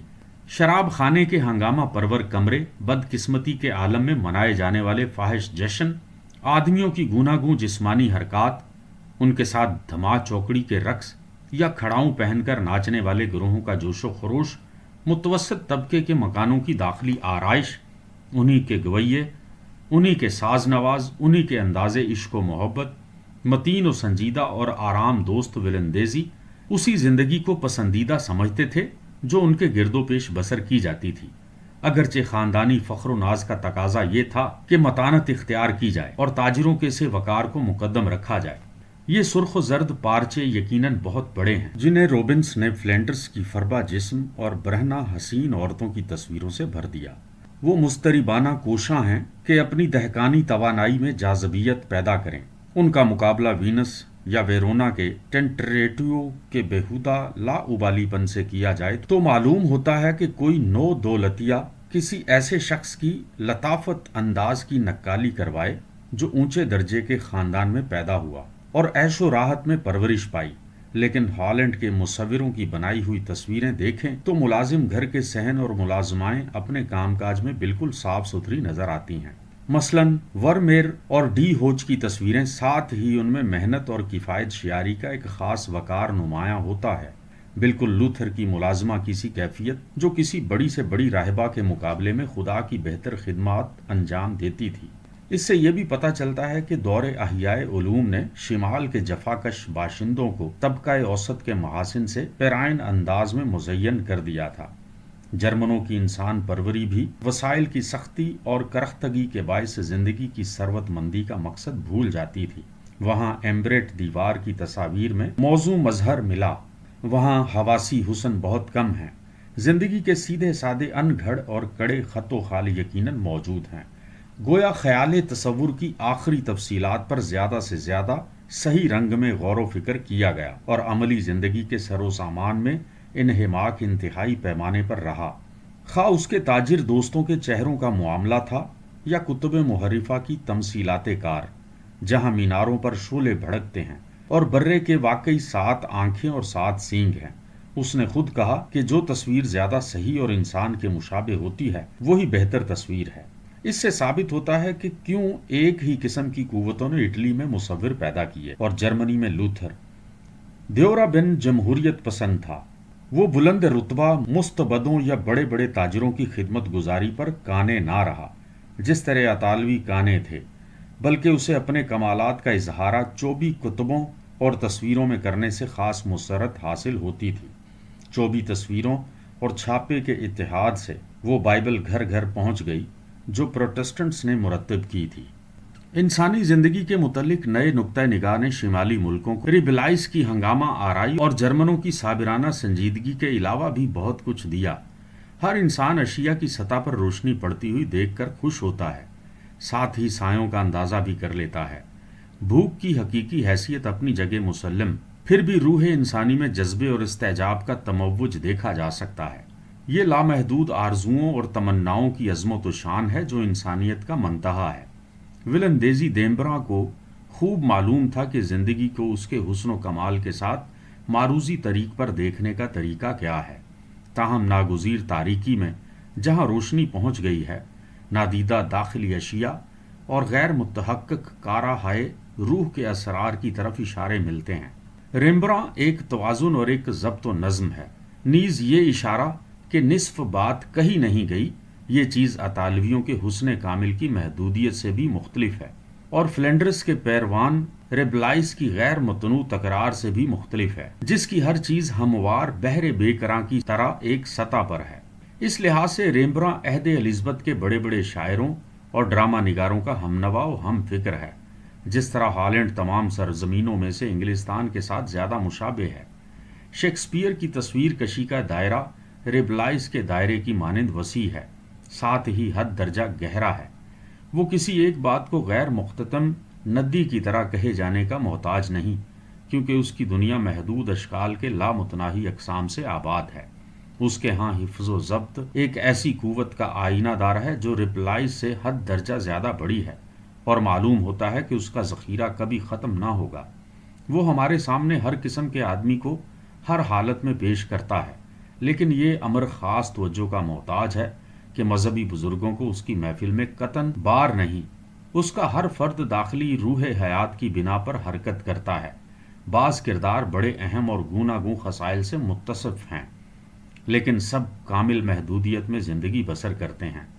زبان کے اعتبار سے بھی اس کی شاعری قوی اور توانا زندگی کی دولت سے لبریز ہے، اور اس میں اکثر معاصرین کی طرح لفاظی و عبارت آرائی کا تحکم ناپید ہے۔ ہر کردار میں جسمانی زندگی سے انتہائی محبت پائی جاتی ہے۔ زندگی کی نئی قدروں کا یہ جوہر اس کے ڈرامے عدلے کا بدلہ میں خلاصتاً پیش کر دیا گیا ہے۔ ڈیوک زندگی کی بے حقیقی کے متعلق قرون وسطیٰ کے افکار پیش کرتا ہے۔ کلاڈیو بحالت اسیری صرف یہ کہہ کر حقیقت واضح کر دیتا ہے کہ مرنا بڑا ہی خوفناک ہے۔ یہ حقیقت بھی واضح رہنی چاہیے کہ شیکسپیئر کے کرداروں میں انسان شناسی کی روح اپنے عہد کے محدود افکار یا فلسفوں سے مصروف پیکار نہیں، بلکہ فطرت انسانی کی ان آفاقی قوتوں کے خلاف صف آرا ہے جو ہر مخصوص ذہنی وضعیت سے وراء الورا ہیں۔ وہ کردار خاص انسانیت کی بنا پر زندہ ہیں، آنے والے دور کے خیالی مسائل سے بالکل بے نیاز ہیں، خواہ وہ ملٹن کے عہد کے دینی منازعات ہوں یا والٹیئر کے عہد کے سائنٹیفک مباحث۔ انسان شناسی کو فطرت انسانی کے اندر کی قوتوں سے انتہائی عملی دلچسپی تھی۔ اسے زندگی کے وسیع تر منظر کے باب میں انسانی عقائد سے چنداں سروکار نہ تھا۔ گویا اس انسان شناسی نے 13ویں صدی یا 18ویں صدی کے مقابلے میں بشر کو کائنات کے اندر زیادہ مرکزی حیثیت دے دی تھی۔ 13ویں صدی کا خاص تعلق خدا سے تھا اور 18ویں صدی کا مسائل قدرت سے۔ شیکسپیئر غالباً بڑا فنکار تھا، اسے اطالوی روح سے زیادہ ہم آہنگی تھی۔ یہی وجہ ہے کہ انگریزی جذبات کے ہر پہلو کو زیادہ سے زیادہ صحیح طریق پر پیش کرتا رہا۔ اس میں ستاروں کے متعلق بھی لامحدود تمنا نظر آتی ہے جو ہر ممکن الحصول شے سے زیادہ دلکش معلوم ہوتی ہے۔ یہ تمنا انگریزوں اور جرمنوں کی روحوں کے اندر ڈوبی ہوئی ہے۔ فاؤسٹ کی طرح انسان لامتناہی علم و قوت کے لیے تڑپتا ہے، نہ کہ حسن و جمال کے لیے۔ عہد الزبتھ کے شعراء نے اسی روح کو شیر کا لباس پہنایا۔ یہ رومانیت دنیائے قدیم کے لیے بالکل اجنبی تھی اور لاطینی قلب اسے سمجھ ہی نہیں سکتا تھا، کیونکہ اسے بے وجود دنیاؤں کے اندر خیالی سیر و گردش کے مقابلے میں زندگی کے ایک معمولی ٹکڑے کا صاف و واضح منظر زیادہ قابل ترجیح معلوم ہوتا ہے۔ وہ یہی بہتر سمجھتا ہے کہ معمولی منافع خوری اور محفوظ آمدنی برابر جاری رہے۔ افراد و اشیاء پر اختیار و اقتدار کے لیے اندھی اور لامتناہی جد و جہد کا قائل نہیں۔ دور احیاء علوم میں یہ رومانیت ہر قوم تک پہنچی، مگر اس نے سب سے بڑھ کر جگہ انگلستان میں پکڑی اور وہیں یہ پھلی پھولی۔ کرسٹوفر مارلو کیمبرج کا فاضل تھا۔ وہ بے لگام اور غیر متوازن آدمی تھا۔ شراب خانے کے ایک جھگڑے میں مارا گیا اور وہ اسی کا سزاوار تھا۔ وہ زندگی کی اس شے کے ساتھ جو زندگی سے بھی عزیز تر تھی، محبت و وابستگی کو نہایت شاندار الفاظ میں یوں پیش کرتا ہے: ہماری روحیں جن کی صلاحیتیں دنیا کا جائزہ لے سکتی ہیں اور سیر و گردش کرنے والے ہر سیارے کے محور کا جائزہ لے لیتی ہیں، وہ لامحدود علم کے پیچھے اڑی چلی جا رہی ہیں اور سکون آشنا کروں کی طرح ہمیشہ حرکت میں رہتی ہیں۔ مارلو میں یہ روحوں کی گفتار ہے۔ تیمورلنگ دنیا کا فاتح، اقتدار کی بے پناہ حرص کا غلام ہے۔ برناباس لیوری کی حب زر تسکین نا آشنا ہے۔ ڈاکٹر فاؤسٹ نئی زندگی کے اس پہلو کا مکمل مظہر ہے جس نے اپنی روح اس لیے شیطان کے حوالے کر دی کہ اسے ہر شے کے جاننے، ہر کام کے سر انجام دینے اور ہر چیز کے محسوس کرنے کا موقع مل جائے۔ یہ لوگ ایک دائمی بے اطمینانی سے معمور تھے۔ انہیں کسی عظیم القدر مبہم شے کی ہمت قائم رہنے والی تمنا تھی، جو ان کی گرفت میں آ جاتی تو قوت بن جاتی۔ فاؤسٹ سائنس کے لیے نہیں، عقل و دانش کے لیے نہیں، ذی فہم قلب کی داخلی عظمت کے لیے نہیں۔ احیاء علوم کو 13ویں صدی کے مقابلے میں اس پر بدرجہ کم توجہ تھی۔ وہ بے پروایانہ نئی دنیائیں سمیٹتا چلا جا رہا تھا جنہیں حقیقی صورت میں دیکھنے کا اسے کبھی خیال نہ آیا، بلکہ شخصیت کی اس ترقی و برتری کے لیے تڑپتا تھا جو قوت و قدرت کے ساتھ آتی ہے۔ فاؤسٹ اس لیے ہاتھ پاؤں مار رہا تھا کہ فلسفہ مکروہ، نفرت انگیز اور مبہم ہے۔ قانون اور طبیعیات دونوں حقیر چیزیں ہیں۔ الہیات کا درجہ ان تینوں سے گرا ہوا ہے۔ وہ جادو ہے جس نے مجھے مسحور کیا۔ حقیقت یہ ہے کہ جادو ہی نے اس دور کو مسحور کر رکھا تھا۔ وہ جادو جو قوت کے حصول کے لیے فہم اور بصیرت سے دستبردار ہو جاتا ہے۔ قوت بآسانی حاصل ہو جاتی ہے، مگر فہم و بصیرت کے بغیر وہ جلد صرف بھی ہو جاتی ہے، جس طرح فاؤسٹ کی خواہشات کے حقیر طفلانہ پن نے اسے ضائع کر دیا۔ اس نے اپنی روح محض نفسانی خواہشوں کی تسکین کے لیے فروخت کر دی۔ غیر مہذب شمالی اقوام قوت کی اس تمنا کے سلسلے میں شاذ ہی یہ پوچھنے کے لیے رکیں کہ قوت کس غرض سے حاصل کی جا رہی ہے۔ فرانسس بیکن سمراٹ سائنس کا داعی تھا، جس نے اندھا دھند اپنے عہد کے سائنٹیفک اکتشافات کی مخالفت کی، جو جانتا تھا کہ علم بہت بڑی قوت ہے اور اس کے بل پر سب کچھ کر لینا ممکن ہے۔ وہ صرف اس لیے گر گیا کہ اس میں عام دیانت نہ تھی۔ یہ اسی ڈاکٹر فاؤسٹ کی روح تھی جس کی وجہ سے دنیائے حاضرہ نے اسرار قدرت کے لامتناہی عطیے ضائع کر دیے۔ ہماری سائنس کو واقعی اکثر جادو کی حیثیت حاصل رہی۔ کہنا چاہیے یہ سفلی جادو تھا جو اپنے ساتھ تباہی لاتا ہے۔ ہمیں ایٹم کے اثرات معلوم ہو گئے، ہم تارپیڈو اور زہریلی گیس بنا سکتے ہیں۔ تاہم قوت کے لیے بیکن کی اس پیاس کے پیچھے کیا ہے جو مانچسٹر کے غیر دلچسپ تنزل اور امرتسر کے سامراجی قتل عام کی طرف لے جاتا ہے؟ یہ اس دور افتادہ شے کے لیے داخلی سعی و کوشش اور جد و جہد ہے جو ان ایجادات کو بہرحال محض کھلونے سمجھتی ہے۔ راہب رخصت ہو گیا اور زندگی سے آگے درجہ تکمیل کے لیے تگ و دو کی جگہ زندگی کو زیادہ سے زیادہ بھرپور طریق پر بسر کرنے کی جد و جہد نے لے لی۔ باقی رہا یہ امر کہ آیا اسے ترقی اور پیش قدمی کہہ سکتے ہیں تو فیصلہ دوسروں کے ہاتھ میں ہے۔ ہم صرف یہ بتا سکتے ہیں یا برونوں کے ساتھ گنگنا سکتے ہیں جو اطالویوں میں سے عہد الزبتھ کے شعراء کا زیادہ سے زیادہ ہم نوا تھا۔ اگر ہم اس نسب العین تک نہ پہنچ سکیں جس کی تمنا ہے، اگر اس کے لیے تگ و دو کی شدت روح کو کاملاً جلا دے، تو بھی ہمارے لیے یہی بہتر ہے کہ روح شایان طریقے پر جلے۔ انسان پروری کی منحرف لہریں۔ ظاہر ہے کہ ہمیں انسان شناسی کے واحد ہم آہنگ تقاضے کے بجائے نئی روح کے متعدد مختلف پہلوؤں پر گفتگو کرنی چاہیے۔ اس دنیا میں انسانی زندگی کے متعلق جو لہریں اٹھیں، انہوں نے مختلف قلوب میں مختلف شکلیں اختیار کیں۔ ان لہروں نے فوق الفطرت نجات کے قدیم مسئلے کا نیا جواب تو نہ دیا، البتہ اسے زیادہ سے زیادہ پیچھے کی جانب دھکیل دیا۔ انسان شناسی کی روح میں یہ اختلافات، جن کا سب سے اہم پہلو یہ تھا کہ شمالی ممالک اور جنوبی ممالک کے درمیان اختلافات پیدا ہوئے، ان نئی قومی شکلوں کا ایک ابتدائی مظہر تھے جن میں یورپ کی زندگی ڈھلنے والی تھی۔ یہ لہریں مختلف روایات سے اٹھیں اور ان میں ایک حد تک لاطینی قوموں اور غیر مہذب قوموں کے درمیان قدیم اختلاف بھی کار فرما تھا۔ انہوں نے اٹلی اور جرمنی کے مختلف طبعی حالات اور مختلف اقتصادی مشاغل کی بنا پر خاص شکلیں اختیار کیں۔ سطحی طور پر دیکھا جائے تو اٹلی کی انسان شناسی بڑی حد تک ماضی سے انقطاع کا نتیجہ تھی۔ شمالی اقوام کے متعلق نظر آ رہا تھا کہ انہوں نے پرانی روح قائم رکھی ہے، لیکن شمالی اقوام ہی تھیں جنہوں نے ان قوتوں کو محسوس کیا جو نئے عہد پر حاوی ہونے والی تھی۔ ان قوموں نے کلیسا سے قطع تعلق کیا، تجارت، صنعت و حرفت اور سائنس پر متوجہ ہو گئیں۔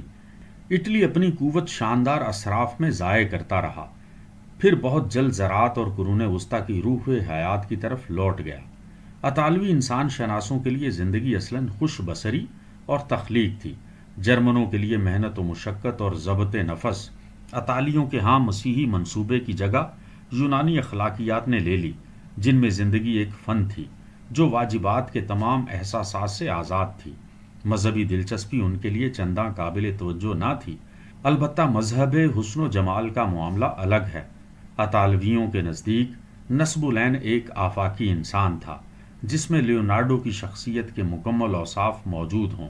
وہ ہر شے کو اپنے اندر جذب کر لینا چاہتا تھا۔ اس کی ثقافت بھی مختلف اجزاء کا مجموعہ تھی جس میں یونانیوں، رومیوں اور مسیحیوں کے متصادم عناصر شامل تھے۔ اس نے ان تمام عناصر کو ایک آفاقی اشاریت میں جمع کر لیا تھا۔ زیوس، جوپیٹر، مشتری اور خدا، تینوں کا ایک مدعا، ایک حقیقت تھی۔ اس قسم کا نصب العین لازماً بالائی طبقے ہی تک محدود رہ سکتا تھا، عوامی احساسات میں جڑ نہیں پکڑ سکتا تھا۔ اس نے ایک آفاقی اور فنکار بالائی طبقہ پیدا کر دیا جو جوابی اصلاحی یورش کے سیل میں بآسانی بہہ گیا۔ جرمنوں کی توجہ رومی اخلاقیات پر مبذول ہو گئی۔ ان کے نزدیک زندگی ایک رواقی ضبط و نظم، ایک اہم کام اور ایک پیشہ تھی۔ چنانچہ جرمن پکے مذہبی رہے، اگرچہ ان کے نزدیک واجبات فوق الفطرت ہونے کے بجائے اخلاقی تھے۔ انہوں نے فنون لطیفہ اور حسن و جمال کے بجائے تعلیم اور تحصیل علم کے لیے زندگی وقف کر دی۔ ان کی حیثیت امرائی نہیں، جمہوری تھی، اور وہ آزاد شخصیتوں کے بجائے منظم معاشرے کے ارکان کی حیثیت میں نصب العین کی جستجو کرتے رہے۔ ان کی نگاہوں کے سامنے شاندار دیوتاؤں کے بجائے برادرانہ طریقہ کار پر کام کاج کرنے والوں کا نیا معاشرہ منڈلا رہا تھا۔ وہ اطالویوں کی بجائے زیادہ حقیقت پسند تھے، نہ تو متصادم عناصر کو یکجا کر سکتے تھے اور گوناگو نشانوں میں آفاقیت دیکھ سکتے تھے۔ ایک بڑے آفاقی مصور ڈیوور ولندیز اور باشندہ فلینڈرز کے تصور میں وسیع اختلاف ہے۔ یہی وجہ ہے کہ جرمنوں نے ماضی کی تعمیر نو کے بجائے اس سے انقطاع کا راستہ اختیار کر لیا۔ وہ دور اصلاح کلیسا کے کافر بن گئے، تجدد پسند اور بے نیاز میڈیکی نہ بنے۔ حقیقت یہ ہے کہ آگے چل کر کیتھولکوں اور پروٹسٹنٹوں کے درمیان جو اختلاف پیدا ہوا وہ مختلف شکلوں میں قریب تر موجود تھا، جو جنوبی اور شمالی ممالک میں انسان شناسی کے تقاضے نے اختیار کیں۔ ان اختلافات کے اسباب واضح نہیں۔ بنیادی واقعہ یہ تھا کہ تجارت شمالی ملکوں کی جانب منتقل ہو رہی تھی، جہاں نیا درمیانی طبقہ پیدا ہوا۔ زیادہ ترقی یافتہ جنوب تجارتی جذبہ کھو بیٹھا اور راس المال پر زندگی بسر کرنے لگا۔ شمالی ممالک کے انسان شناس آسان منزلیں طے کرتے ہوئے قرون وسطیٰ کے عقیدے سے ایک متنور اور مہذب آفاقیت پر پہنچ گئے۔ پہلے جرمن جنہوں نے انسان شناسی پر توجہ کی، روڈولف ایگریکولا، روڈولف وان لینجن اور الیگزینڈر، جو ڈوینٹر کی مشہور درسگاہ کا ناظم تھا۔ وہ تھامس کمپس کے شاگرد تھے جو مشہور صوفی اور اتباع مسیح کا مصنف تھا۔ وہ اطالوی علوم سے متاثر ہوئے اور کلامیت کو چھوڑ کر تعلیمی اصلاح کے لیے کام شروع کر دیا۔ مگر کلیسیائی نظام پر نکتہ چینی سے احتراز کیا۔ ان کے بعد ریوشلن اور ایراسمس جیسے آدمی پیدا ہوئے جو قرون وسطیٰ کے نظام عالم سے آزاد ہو چکے تھے۔ ساتھ ہی انہوں نے اس نظام کے اداروں کو وسیع اصلاحات و ترمیمات کے ذریعہ سے محفوظ رکھنے کی کوشش کی۔ ان سے زیادہ انتہا پسند مگر تدبر و احتیاط میں کمتر کروٹس روبیانوس اور الپرک فان آسٹن جیسے جواں سال لوگ تھے، جن کی سرکشی سے تباً لوتھر کی بغاوت پیدا ہوئی۔ تجدد اور المیہ ایراسمس دور حاضر کے قلب کے لیے دوسرا گروہ تھا، سب سے بڑھ کر ایراسمس، جو ان مقاصد کا داعی تھا جن سے اسے حد درجہ ہمدردی تھی۔ وہ مقاصد 200 سال تک اصلاح کلیسا کی تحریک میں ڈوبے رہے۔ آخر انہوں نے 18ویں صدی کی فطرت پرستی اور انسانیت دوستی کی شکل میں ظہور کیا۔ ایراسمس اپنے عیوب و محاسن دونوں میں مثالی انسان دوستی کا پیکر تھا۔ اس کی محدود دلچسپیاں انسانیت دوستی کی تجدیدات کا عکس ہیں، اور زمانے کی زیادہ گہری قوتوں کے مقابلے میں ان کی ناکارگی بھی واضح کر رہی ہیں۔ اسے اپنے دور کے حیرت انگیز فن سے کوئی واسطہ نہ تھا۔ انسانوں کی نگاہوں کے سامنے جس نئی دنیا کے دروازے کھل رہے تھے وہ اس سے بھی بے تعلق تھا۔ وہ سائنٹیفک مشاغل کا بھی سخت دشمن تھا، کیونکہ ان کی وجہ سے انسانی قلوب اخلاق کے انسانی مسائل سے برگشتہ ہوتے تھے۔ وہ اس انسان شناسی کا نمونہ تھا جس میں عظیم القدر یونانیوں کے بجائے رومی سیسرو کی پرستش کی جاتی تھی۔ اس نے کسی جدید فکر میں امتیاز حاصل نہ کیا، اور اس نے کوئی قابل ذکر نئی دریافت بھی نہ کی۔ اس کی توجہ ماضی کی بہترین چیزوں پر جمی ہوئی تھی۔ نو پذیر مستقبل سے کوئی سروکار نہ تھا۔ سیرت اور مزاج کے اعتبار سے وہ رواداری، مصالحت اور ثالثی کا حامی تھا۔ نئے مسائل سے قوت و حوصلہ کے ساتھ دوچار نہیں ہو سکتا تھا۔ وہ عمر بھر نکتہ سنج، مہذب اور دل آویز قدامت پسند تھا۔ اس میں یہ قوت اور یہ جذبہ تھا کہ نئے علمداروں کی پہلی صف میں جگہ لے سکتا۔ جب ہم افسوس کرتے ہیں کہ لوتھر کے بجائے اس کی روح کیوں بروئے کار نہ آئی، تو ہمیں یہ کوتاہیاں برابر پیش نظر رکھنی چاہیے۔ وہ قدیم تعصبات کو تباہ کرنے اور قرون وسطیٰ کی دنیا کا تختہ الٹنے میں کامل الفن تھا، لیکن اس کی جگہ ایک منفیانہ وسعت قلب کے سوا کوئی چیز پیش نہ کر سکا۔ دنیا کو پرانی کی جگہ کسی نئی چیز کی اشد ضرورت تھی۔ اس پر بہت جلد واضح ہو گیا کہ سائنس کا تعلق مستقبل سے ہے۔ سائنس اور اس کے پرحرارت یقین کی قطعی امداد کے بغیر خود اس کی روش کے اہم اوصاف بروئے کار نہیں آ سکتے تھے، جب تک یہ اوصاف نئی سائنٹیفک روح سے متحد نہ ہو گئے۔ اس کی فطرت پرستی اور انسانیت دوستی ہمہ گیر اشاعت حاصل نہ کر سکی۔ بہرحال وہ بلند اوصاف کا حامل تھا، اور اس وجہ سے بطور خاص نمایاں ہے کہ زمانہ فتنہ انگیز تعصبات میں مبتلا تھا جن سے وہ دور بھاگتا تھا، لیکن اس کے گہرے جذبات کو استدلال کے ذریعے سے نمایاں کرتے ہیں۔ وہ بالکل بے دست و پا رہا۔ وہ اپنے زمانے کا سب سے زیادہ مہذب آدمی تھا۔ اسے پختہ یقین تھا کہ انسان کے لیے حیوان ناطق بننا مقدر ہے، اور بصیرت اسے بتا رہی تھی کہ انسان اپنے اس منصب سے دور ہٹا ہوا ہے۔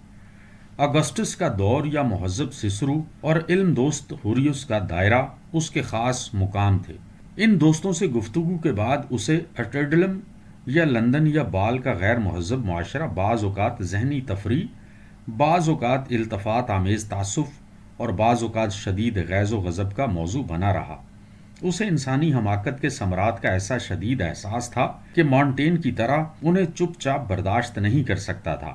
اس کے دل میں اخلاقی جذبہ اتنا تیز تھا کہ وہ اسپینوزا کی طرح ان ثمرات کو ناگزیر نہیں سمجھ سکتا تھا۔ اس نے اپنے بزلہ و طنز کے عظیم القدر جوہر، مستقل جذبات اور روایات کی توہم پرستیوں کے خلاف روشنی و حلاوت کی اشاعت کے لیے ناکام کوشش میں صرف کر دیے۔ وہ متحارب متعصبین کے سمندر میں کشادہ دلی کا ایک رواں دواں پیکر تھا۔ اس نے قرون وسطیٰ کی زندگی کے غیر معقول پہلو کو بے نقاب کر دیا تو اس پر عوام بڑے خوش ہوئے، کیونکہ وہ اس پہلو کو پیچھے چھوڑ چکے تھے۔ لیکن اس نے قدیم دبستانیوں کی حکمت و دانش کا جو علاج خود پیش کیا، اور سب سے بڑھ کر اس کی معقول مسیحی اخلاقیات پر کسی نے کان نہ دھرا۔ وہ اس بات پر فخر کیا کرتا تھا کہ دور احیاء علوم میں داعیِ مسیحیت ہے، اور مسیحیت میں داعیِ انسان دوستی۔ وہ حضرت مسیح کو ایک متنور اخلاقی معلم اور فلسفہ مسیح کو معقولیت کی ایسی زندگی سمجھتا تھا جس میں شفیقانہ محبت کی حوادث شامل تھی۔ اس نے انسانوں کو ایمان کے اسرار سے باہر نکال کر ان کی خدا ترسی کو مہذب ثقافت کے یقینات سے وابستہ کر دینا چاہا۔ اس کے نزدیک انجیل اور حکمائے یونان سادہ اخلاق کے ایک بے تحکم مذہب میں باہم و دیگر ضم ہو چکے تھے۔ حکمائے یونان کے متعلق اس نے لکھا، جب میں ان بڑے آدمیوں کی بعض تحریرات پڑھتا ہوں تو یہ کہے بغیر باز نہیں رہ سکتا کہ اے مقدس بزرگ سقراط، میرے لیے دعا کیجیے۔ ان کا فلسفہ محبت میں دیکھنا چاہیے، نہ کہ منطقی قیاسات میں۔ یہ زندگی ہے، نہ کہ بحث و مباحثہ۔ یہ روحانی فیضان ہے، نہ کہ ضبط و نظم۔ یہ اپنے آپ کو بدلنا ہے، نہ کہ استدلال میں گم ہونا۔ خدا کے لیے بتائیے مسیح کا فلسفہ اور کیا ہے؟ ان مقاصد کے ساتھ اسے اپنے گرد و پیش تادیب و گوشمالی کے لیے بہت سے آدمی مل گئے۔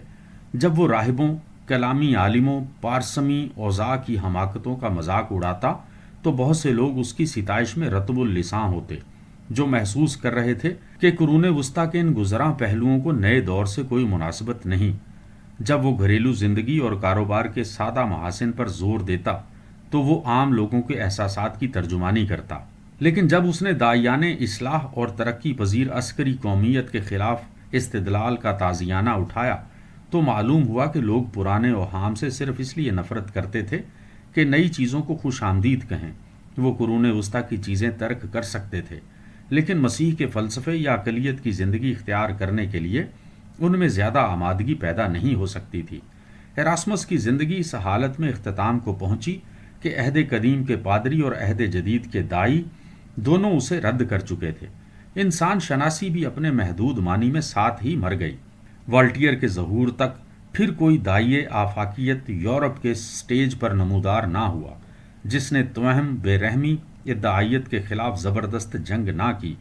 جب والٹیئر نے ایراسمس کا قلم اٹھایا تو اسے وہ آنت مل گئی جو دور احیاء علوم کی انسان شناسی کو نصیب نہ ہوئی۔ یہ سائنس کی نہایت قوی رفاقت تھی۔ شریف آدمی کا نصب العین۔ ہم نے ان نئی دلچسپیوں اور آرزوؤں کی حیثیت ذہن نشین کرنے کی کوشش کی جو اگرچہ مبہم، پرپیچ اور غیر متعین ہیں، تاہم انہی سے وہ مختلف العناصر نصب العین مرکب ہے جسے دور حاضر کے انسان نے اپنایا۔ انسانی زندگی میں مسرت و شادمانی کی تجدید کے موقع پر تدریجاً دو زیادہ معین نصب العین متعین ہوئے جو آج تک ہماری تہذیب میں اولین اطاعت کے طلبگار ہیں۔ اول شریف آدمی کا پیکر، دوم محنتی خوشحال تجارتی معاشرے کی تصویر۔ یہ متمم طبقاتی نصب العین ہیں۔ اگر افراد شریف آدمیوں کی حیثیت میں کامیاب زندگی بسر کرنا چاہتے ہیں تو ضروری ہے کہ دولت محنتی ہو۔ ایک نصب العین غیر مسیحی اور امرائی ہے۔ یہ اٹلی سے آیا، دوسرا پروٹسٹنٹ اور صنعت کار ہے جو جرمنی میں تیار ہوا۔ دونوں اب تک سب پر فائق ہیں، البتہ بیدار ہونے والی مزدور جماعت کے مختلف مقاصد کی یورش ان پر ہوتی رہتی ہے۔ شریف آدمی دو عنصروں سے مرکب تھا۔ اول مثالی عہد شجاعت کا درباری سردار، دوم تجارتی قصبوں کے انسان شناسانہ اور فنکارانہ مکارم۔ جاگیردار امراء دیہاتی انقطاع سے باہر نکلے تو وہ کسی طاقتور حاکم کے دائرے سے وابستہ ہو گئے جس نے اپنے ارد گرد شاندار درباریوں کی عیش پسند جماعت فراہم کر لی تھی۔ مجلسی زندگی کی کشش اور آمدنی کی فراوانی جس نے اسے لوٹ مار سے بے نیاز کر دیا تھا نے اسے اپنے رفیقوں کی طرف متوجہ کر دیا۔ وہ اب بھی شائستہ سردار ہی تھا، لیکن اس نے صلیب رکھ دی تھی اور اس کی جگہ انسانی زندگی کے نئے حسن و جمال سے استفادہ شروع کر دیا تھا۔ یہ صورتحال سب سے پہلے اٹلی میں پیش آئی کیونکہ وہاں قصبے پہلے دولت مند بن گئے تھے اور اطالوی امراء نے پہلے طاقتور حاکموں کی اطاعت اختیار کی جنہوں نے اپنے زور اور صلاحیت کے بل پر نہ آباء و اجداد کے بل پر قوت حاصل کر لی تھی۔ بڑے بڑے سالاروں اور طالع آزماؤں کے درباروں میں جو تاجروں کے لیے تجارتی جنگیں لڑنے کے باعث دولت مند بن گئے تھے اور تاجر خود اتنے مصروف تھے کہ اپنے اوپر خود حکومت کرنے کا درد سر مول نہیں لے سکتے تھے، مثلاً وسونتی اور سفورزا جو میلان پر حکمران تھا، یا مالٹاسٹا، گونزاگا، ایلیسی اور باقی لوگ یا تاجر حاکموں کے دائرے میں جو وینس اور فلارنس جیسے تاجرانہ مرکزوں پر براہ راست حکمران تھے، چھوٹے درجے کے امیروں فنکاروں سے میل جول پیدا کرتے تھے جو عوام میں سے اٹھتے تھے۔ یہ امیر ان فنکاروں سے ذکاوت اور ہنرمندی حاصل کرتے، شرافت کے مکارم انہیں دیتے۔ اٹلی میں نسل کی بلندی، دولت اور انفرادی تحصیلات کا مرتبہ ایک سمجھا جاتا تھا۔ شہرت کے افق پر چمکنے کے لیے ذاتی جوہر درکار تھے، जिन्हें तमाम दूसरी चीज़ों पर फौकियत हासिल थी। इस तरह इंसानियत का नया नमूना पैदा हुआ जिसे हम आफाकी आदमी, हमा पहलू आदमी, मुकम्मल और मुतवाज़न शख्स कह सकते हैं, जो आफाकी इल्म को हर मादी कुव्वत के सिलसिले में हुनरमंदी से इस्तेमाल कर सकता और जिसे बहुत से मुख्तलिफ फ़नून में हकीकी महारत हासिल होती। ये माहिर खसूसी और पेशावर की ज़िद था, साथ ही निरे अताई से बदरजहा ज़्यादा सलाहियतों का मालिक था। इटली में इस आफाकी आदमी की बड़ी बड़ी मिसालें फनकार फाजिलों जैसे माइकल एंजेलो और सबसे बढ़कर लियोनार्डो में मिलती हैं। नेज़ मुसव्विरों, मुजस्मा साजों, मौमारों, शायरों, इंजीनियरों और मुफक्करों में उसका एक ख़ास नमूना अल्बर्टी है, जो जिस्मानी कमालात में हैरत अंगेज़ हैसियत का मालिक था। तीर अंदाजी और शह सवारी में कामिल, असलहा और मौसीकी का माहिर, मुसव्विर, लातीनी का अदीब। 24 साल की उम्र में उसकी सेहत बिगड़ गई थी क्योंकि उसने कानून के मुताले में बहुत ज़्यादा मेहनत की थी। लिहाजा उसने वर्जिश शुरू कर दी, फिर रियाजी सीखी, दूसरे फ़नून सीखे, गिरजे और माबद तामीर किए। शिमाली मुल्कों में ज़राअत सबसे बड़ा पेशा था और जागीरदारी का सिलसिला चला जा रहा था। लिहाजा वहाँ आफाकी आदमी दरबारदारी के लिए ज़्यादा शायां था, मसलन सिपाही या मुदब्बिर जो दूसरे फ़नून में भी कमाल हासिल कर लेता, या यार्ड जिसे खौफ व मलामत से पाक शहसवार कहते थे। अहियाए उलूम के सरपरस्त फ्रांसिस अव्वल के फ्रांसीसी दरबार का एक उम्दा नमूना था। सर फिलिप सिडनी जंगजू, शायर और हकीकतन शरीफ आदमी की हैसियत में अंग्रेज़ों का महबूब था। यही शख्स था जिसने जुट्फन के मैदान जंग में पानी की छागल एक आम सिपाही के हवाले कर दी, हालांकि वो खुद जाँ बलब था। इस तरह रूमानी अंग्रेज़ी हुब्बे वतन और अखलास की उम्दा मिसाल कायम कर दी। इंग्लिस्तान का जो हुक्मरान तबका आहिस्ता आहिस्ता नापैद हो रहा है, उसमें उन मुहज़्ज़ब शरीफ आदमियों के नमूने अब भी मिलते हैं। मसलन लॉर्ड बिलफोर, जो टेनिस खेलने में भी बड़ा मशाक था और मुतशक्किक व मुहज़्ज़ब क़दामत पसंद भी, लेकिन ये नस्बुलैन अब भी अपने वसी ख़त व ख़ाल में हर आज़ाद तालीम का मकसद व मरजे है। बल्डासर कैस्टिग्लियोर खुद एक काबिल नमूना था। उसने अपनी तसनीफ दरबारी के लिए हिदायतनामा में ड्यूक अरबेनो के ऐवान की गुफ्तगुएं पेश की हैं, जिनमें मुकम्मल दरबारी का नक्शा खींचा गया है। इस तसनीफ का तर्जमा मुतादिद ज़ुबानों में हुआ और अतालवी खसाइल का ये मजमुआ आदाब शिमाली मुल्कों के कम मुहज़्ज़ब दरबारों में पहुंचा।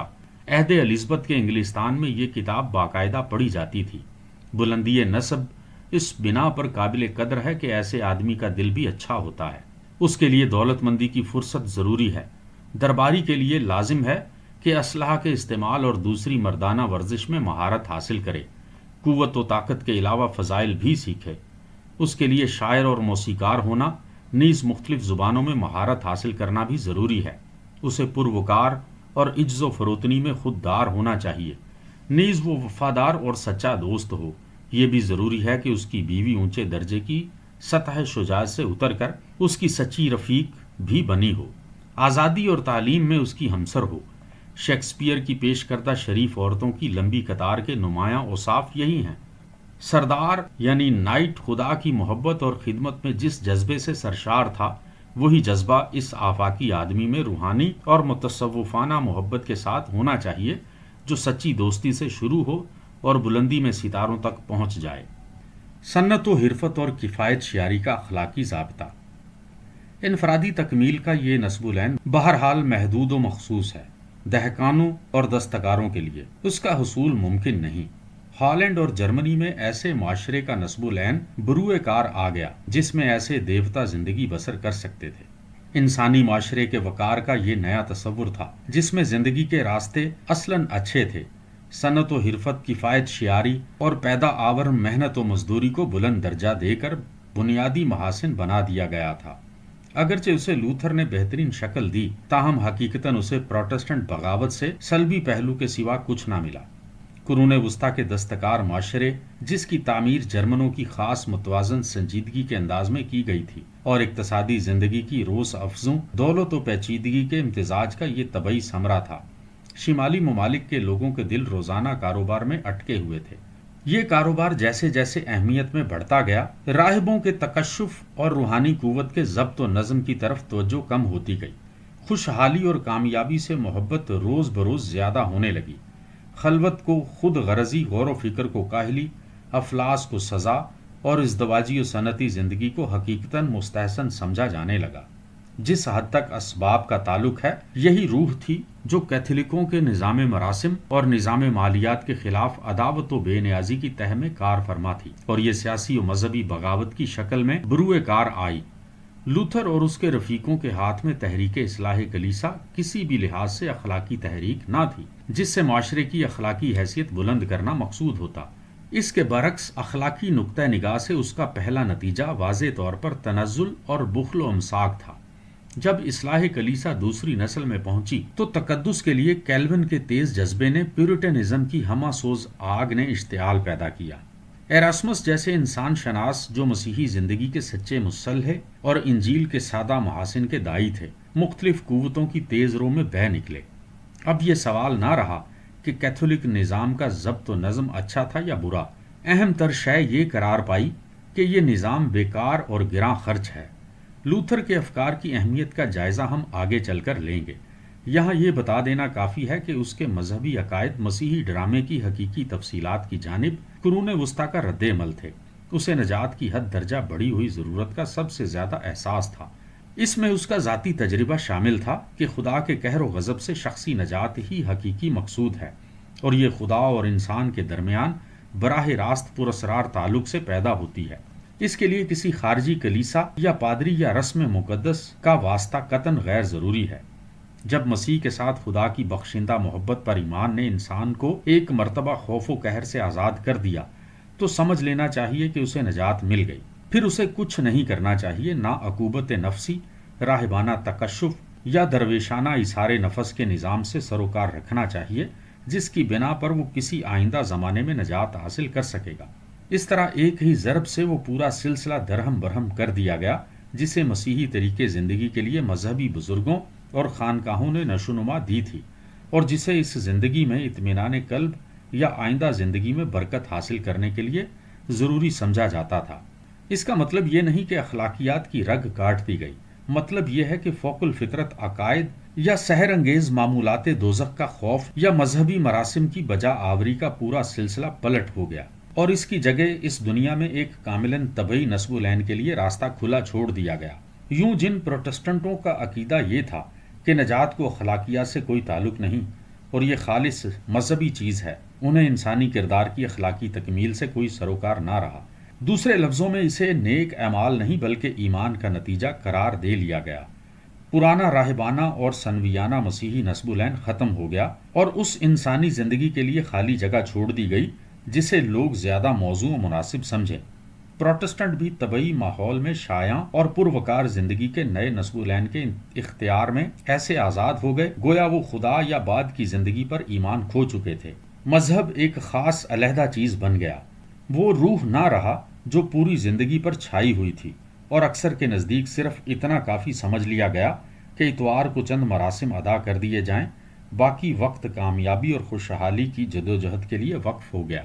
یہ پروٹسٹنٹزم کا انحطاط ہے، اور حقیقتاً اس کی حیثیت وہی ہے جیسے چند خاص مراسم کی پابندی کو حقیقی کیتھولسزم سمجھ لیا جائے۔ جو لوگ نیکی کے متعلق ایسا تصور رکھتے ہیں گویا پولیس والوں کی طرف سے اسے جبراً نافذ کیا جا رہا ہے، ان کے لیے بعض اوقات یہ معاملہ قابل غور بن جاتا ہے کہ لوتھر یا کیلون کے پیرووں نے کیوں کر اعلیٰ درجے کی زندگیاں بسر کیں، جب انہیں یقین تھا کہ اس طرح صورتحال میں کچھ فرق نہیں پڑتا اور وہ صرف ایمان کی بنا پر نجات پاتے ہیں، تہذیب کے سزاوار ٹھہرتے ہیں، اور ایمان پر انہیں قطعاً قابو حاصل نہ تھا، کیونکہ ایمان خدا کی طرف سے ملتا ہے نہ کہ انسان کی طرف سے۔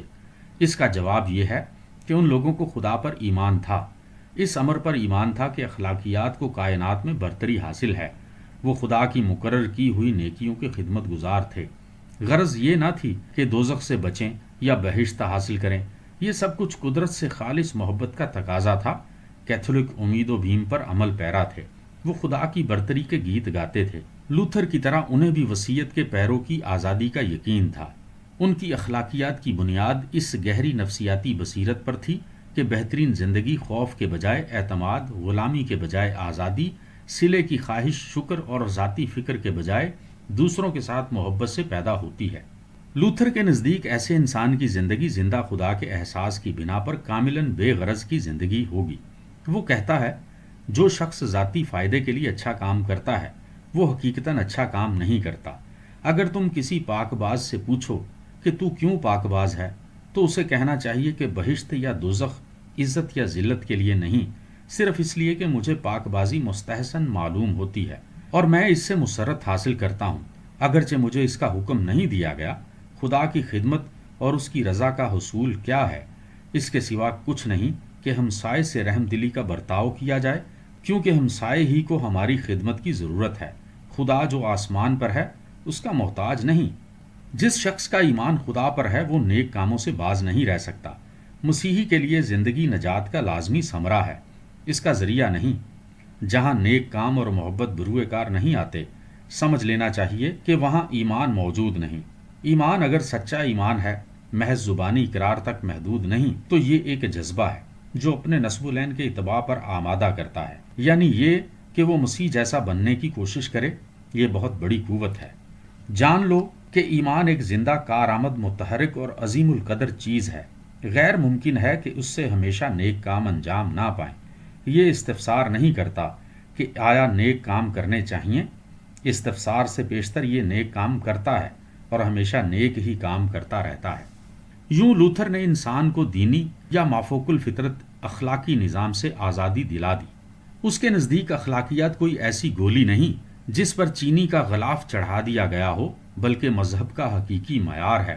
اگر کوئی انسان رحم و محبت پر مستقیم رہتا ہے تو یہ ایک نشان ہے، واحد نشان کہ وہ نجات پا گیا اور خدا پر اس کا سچا ایمان ہے۔ اس ایمان کے ساتھ اس کی زندگی طبعاً اخلاقی محاسن کا تختہ گل بن جائے گی۔ صاحب ایمان کے لیے ایسی کامل آزادی خطرناک ہے۔ اگر اسے کسی اخلاقی نظام کے اتباع کی ضرورت سے آزاد کر دیا جائے تو دوزخ کا خوف رکھے بغیر وہ اسے ہر رنگ دے سکتا ہے۔ یہی وجہ ہے کہ جہاں لوتھر نے پیرو مسیح کی آزادی پر بندھن لگانے سے انکار کر دیا، وہاں کیلون اور اس کے پیرو صحیفوں کی عبارتیں تلاش کرتے رہے تاکہ انسانی فرائض کے لیے سندیں مل جائیں۔ انہوں نے لوتھر کے آزاد اور طبعی نسب العین کو پیورٹنوں کی حکومت الہیہ میں تبدیل کر دیا۔ یہی وجہ ہے کہ پروٹسٹنٹ بڑی بے تکلفی سے اس چیز کی طرف مائل ہو گئے جو انہیں سب سے زیادہ پرکشش معلوم ہوتی تھی، یعنی مادی بہبود میں انہماک۔ پس اگرچہ تحریک اصلاح کلیسا بیشتر مذہبی پہلوؤں کے اعتبار سے قرون وسطیٰ کے معتقدات میں نئی شدت کی حامل تھی، لیکن اخلاقی نقطہ نگاہ سے اس نے محنت اور تجارتی منافع کے خالص دنیا دارانہ مجلسی نسب العین کا راستہ کھلا چھوڑ دیا۔ چنانچہ یہی وجہ ہے کہ درمیانی طبقے نے پروٹسٹنٹزم کا بے تکلف خیر مقدم کیا اور شمالی ملکوں کی ارتقاء پذیر تجارتی دنیا کو اس میں کوئی اجنبیت محسوس نہ ہوئی۔ لوتھر نے خود اس زندگی کا مدعا یہی بتایا جو آزاد مسیحی کو بسر کرنی چاہیے۔ چونکہ کوئی خاص مذہبی عمل ضروری نہ رہا، اس لیے تمام پیشے، خواہ وہ کتنے ہی سیکولر اور معمولی تھے، یکساں مقدس قرار پائے۔ خدا کی خدمت کا بہترین طریقہ یہ ٹھہرا کہ خاندانی اور کاروباری روابط کے واجبات ٹھیک ٹھیک ادا کیے جائیں، خدا پر بھروسہ رکھا جائے اور اس کی رضا کے لیے اپنے آپ کو وقف کر دیا جائے۔ جو کچھ تم اپنے گھر میں کرتے ہو وہ اتنا ہی ضروری ہے جتنا کہ اپنے خداوند خدا کے لیے آسمان پر کام کرنا ضروری ہے۔ جو کچھ ہم زمین پر اپنے اپنے پیشے میں خدا کے حکم اور ہدایت کے مطابق کرتے ہیں وہ آسمان پر اس کے لیے انجام دیا ہوا شمار ہوتا ہے۔ جب کوئی راہب سب کچھ چھوڑ کر خانقاہ میں جا بیٹھتا ہے اور درویشی، روزہ داری، پاسبانی اور دعاؤں کی زندگی بسر کرتا ہے تو بظاہر یہ بڑی چیز معلوم ہوتی ہے۔ اسی کے برعکس یہ چیز ایک خادمہ کے کھانا پکانے، برتن اور کمرے صاف کرنے اور گھر کے دوسرے کام کاج کے مقابلے میں بہت چھوٹی ہے، کیونکہ یہ سب کچھ خدا کے حکم کے ماتحت ہوتا ہے۔ اس لیے اس چھوٹے سے کام کی بھی ستائش ہونی چاہیے۔ یہ بھی خدا کی خدمت ہے جو تمام راہبوں اور راہباؤں کے زہد و تقدس سے بڑی ہوئی ہے، کیونکہ راہبی کے لیے تو خدا کا کوئی حکم نہیں۔ خدا کا حکم یوں پورا ہوتا ہے کہ ہر انسان ماں باپ کی عزت کرے اور گھر کے کام کاج میں مدد دے۔ لہٰذا یہ ممکن نہیں کہ وہ زندگی میں آرام لے یا ہمسایوں کے لیے اچھے کام نہ کرے۔ اسے انسانوں سے بات چیت، عمل اور مکالمات کی ضرورت ہے۔ مسیحی کے واجبات کا ایک حصہ یہ بھی ہے کہ وہ اپنے جسم کی حفاظت کرے۔ جسم صحت مند اور طاقتور ہوگا تو وہ محنت مزدوری کر سکے گا۔ اس طرح جائیداد پیدا ہوگی، اسے محفوظ رکھنا چاہیے تاکہ محتاجوں اور ضرورت مندوں کی مدد کر سکے۔ یہ حقیقی مسیحی زندگی ہے، یہ ایمان ہے جو محبت کی بنا پر سب کچھ انجام دیتا ہے۔ جب انسان خوشی خوشی اور محبت سے مختلف کاموں میں مصروف ہوتا ہے اور بے غرضانہ اپنی رضا سے دوسروں کی خدمت انجام دیتا ہے تو اسے آزاد ترین غلامی سمجھنا چاہیے۔ اسی طرح ایمان کی دولت و ثروت اور کمال سے تسکین کا سامان بہم پہنچتا ہے۔ یہ قرون وسطیٰ کے مقصد خدمت اور کاروبار نیز جستجو املاک کے نئے مقصد کا مجموعہ ہے۔ لوتھر کی تعلیم کا نقطہ ہی یہ تھا کہ انسان کی روح کو مذہبی ترغیبات سے نجات دلا دی جائے تاکہ وہ ایسی زندگی بسر کر سکے جو خدا اپنی رحمت سے اس کے لیے تجویز کر دے، اسے خدا کی محبت پر کامل بھروسہ ہو، ساتھ ہی انسانی فطرت پر پورا اعتماد ہو جسے ایمان درجہ کمال پر پہنچا دے۔ اس وجہ سے توقع یہی تھی کہ اس کے پیرو زیادہ سے زیادہ تعداد میں ان اقتصادی سرگرمیوں کے لیے وقف ہو جائیں گے جو انہیں مناسب معلوم ہوں گی۔